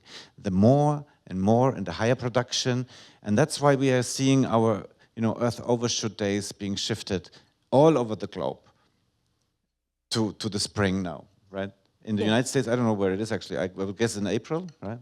Earth overshoot day. So Germany, 3rd of May. Okay, I think we have a comment. Yeah. Stood too long. Mary told me to. I just wanted to build on that. And I had the opportunity to hear the executive director of Earthshot in Boston about a week ago, and that huge event just took place, you know, with the royal family, et cetera, and all the celebrity that they're trying to bring this positive energy to this. And I wondered if you all had a chance to work with them yet. They've got a lot of good, like, small solutions. And I came out of that with like, okay, that is the way we're going to get out of this, to make it fun and sexy and like glam a little bit more than historically has been the case. And I just wanted to thank you for bringing the attention to the cultural aspect of this, because in this politically divided country and global situation, I feel like at the grassroots level, people can really rally around exactly this, and you're taking this lens is perfect, and we're grateful for that here in the NHA, so thank you. I just wanted to say one more thing. When you said communication, it's also about dialogue, because we are also not having the ability to have a dialogue. We think we just have to say what we want to say. It's also very important for us to start to understand each other and arrive at certain consensus, because that's the only way we can move forward. Maybe any final comments from you as we conclude this session? Just to say thank you again, because this was amazing, and I'm looking forward to this afternoon. I also would like to say thank you to our donors, sponsors, and for inviting us. It was such an inspiring event, and I hope it will be the beginning of a cooperation between the US and Europe. And the UK, she says in a small voice. but You're still part of Europe, not of the European Union. We would have come anyway, but we have been treated so like royalty. I feel stunned, slightly guilty, but thank you so much, because it's been amazing. Yeah, nothing to add. The little island just outside of Europe, the UK, is part of that. I will take it to the other level. I think there's also a lot of learnings that have to be shared between what's happening in the global level in different parts of the world, where maybe they have little resources but a lot of wisdom, as Robin also pointed out. I think those kind of wisdom, knowledge, experience has to be also brought here, and similarly experience from here. So there has to be much more sharing of experiences beyond borders. I think that's what I would also suggest. Well, I think given his criticism of cultural institutions, museums, and now chemists or scientists, I hope you like Nantucket, Stefan, because they may not let you back in Germany. They're going to stop you at the border. Well, thank you so much this morning. I'm sure that our distinguished guests would be happy to have any one-on-one conversations, before we feed them. Again, thank you all. I hope you return this afternoon, again, 2 o'clock. We're going to be looking at the domestic perspective, and we have 3 really great speakers. And then we'll share with you as we wrap up some of the at least preliminary considerations and our next steps with this. So thank you so much.